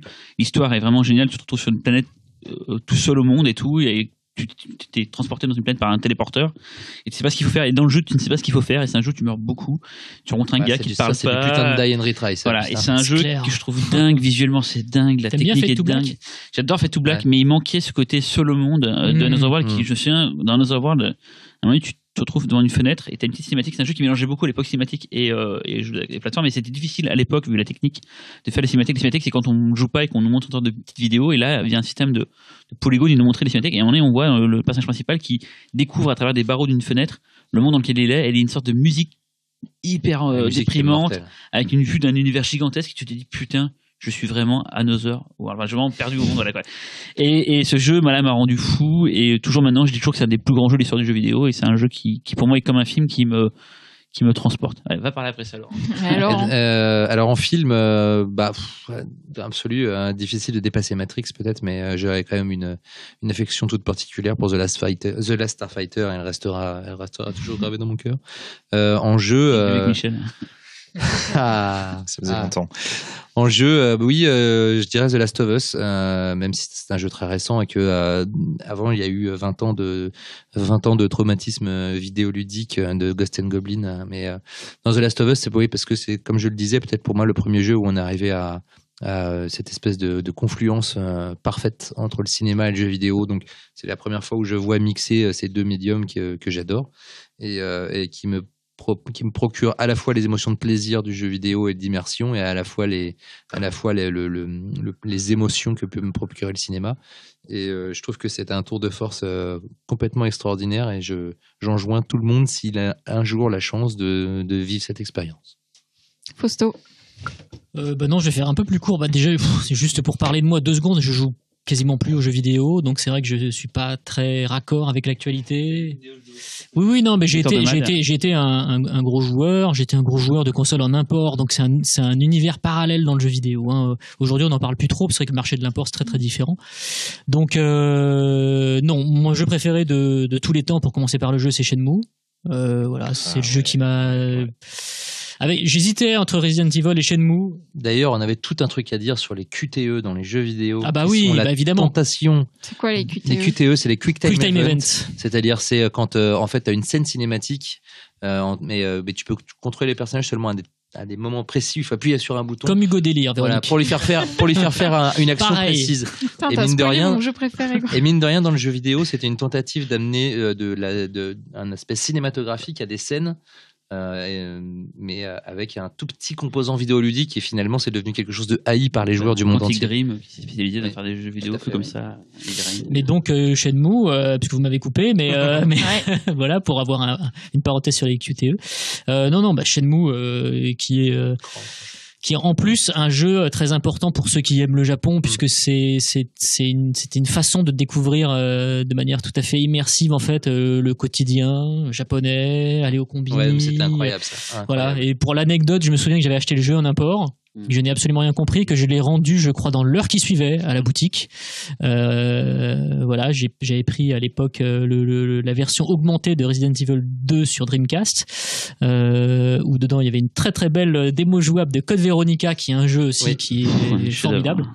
Et après je l'ai fait en VF, évidemment, heureusement, parce que sinon c'était tout à fait impraticable. Donc Shenmue pour le jeu vidéo, et pour le film, je citerai un Wachowski, mais un autre du coup c'est Speed Racer, parce que là pour le coup en plus c'est au carrefour de ce que j'aime, le manga, l'animation et puis le jeu vidéo. Ouais. Okay. Et pour ajouter sur ce que vous avez dit, Shenmue, en fait, il faut savoir que le mec qui l'a créé, c'est un peu une sorte de Spielberg dans le monde du jeu vidéo. C'est vraiment Yu Suzuki. Et c'est un peu un génie, un mec qui a eu un visionnaire. Voilà. Donc, comme Shinji Mikami, voilà, c'est pas un mec qui est n'importe où, c'est vraiment un tueur, quoi.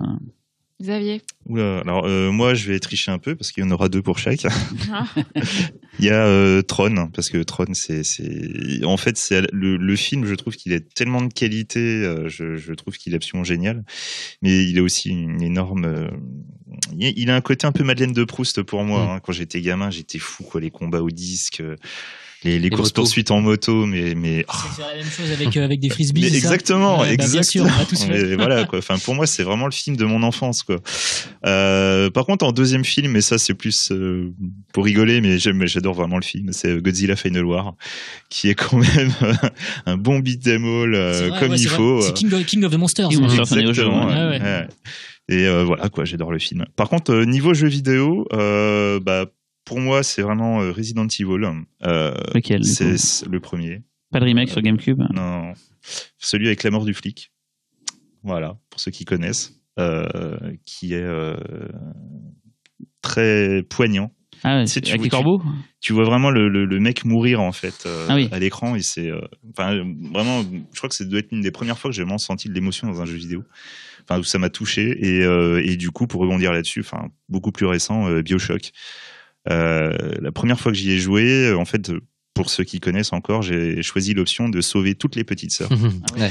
Voilà. Et donc, du coup, j'ai été particulièrement gâté par la fin que j'ai vraiment adoré, quoi. C'est et BioShock, encore un bel exemple de contamination du cinéma, du jeu vidéo par le cinéma, dans le sens où la narration de l'histoire du jeu qui est narrée au fur et à mesure de. C'est la classe qui a vraiment lancé ce truc-là, quoi, là-bas. Oui, voilà, et c'est vraiment, oui, voilà, mais dans BioShock, c'est arrivé à un niveau encore. C'est vrai que c'est Half-Life qui l'a lancé ce truc-là. Du coup, j'ai rien dit. Oui, c'est même System Shock. Bon, j'ai rien dit.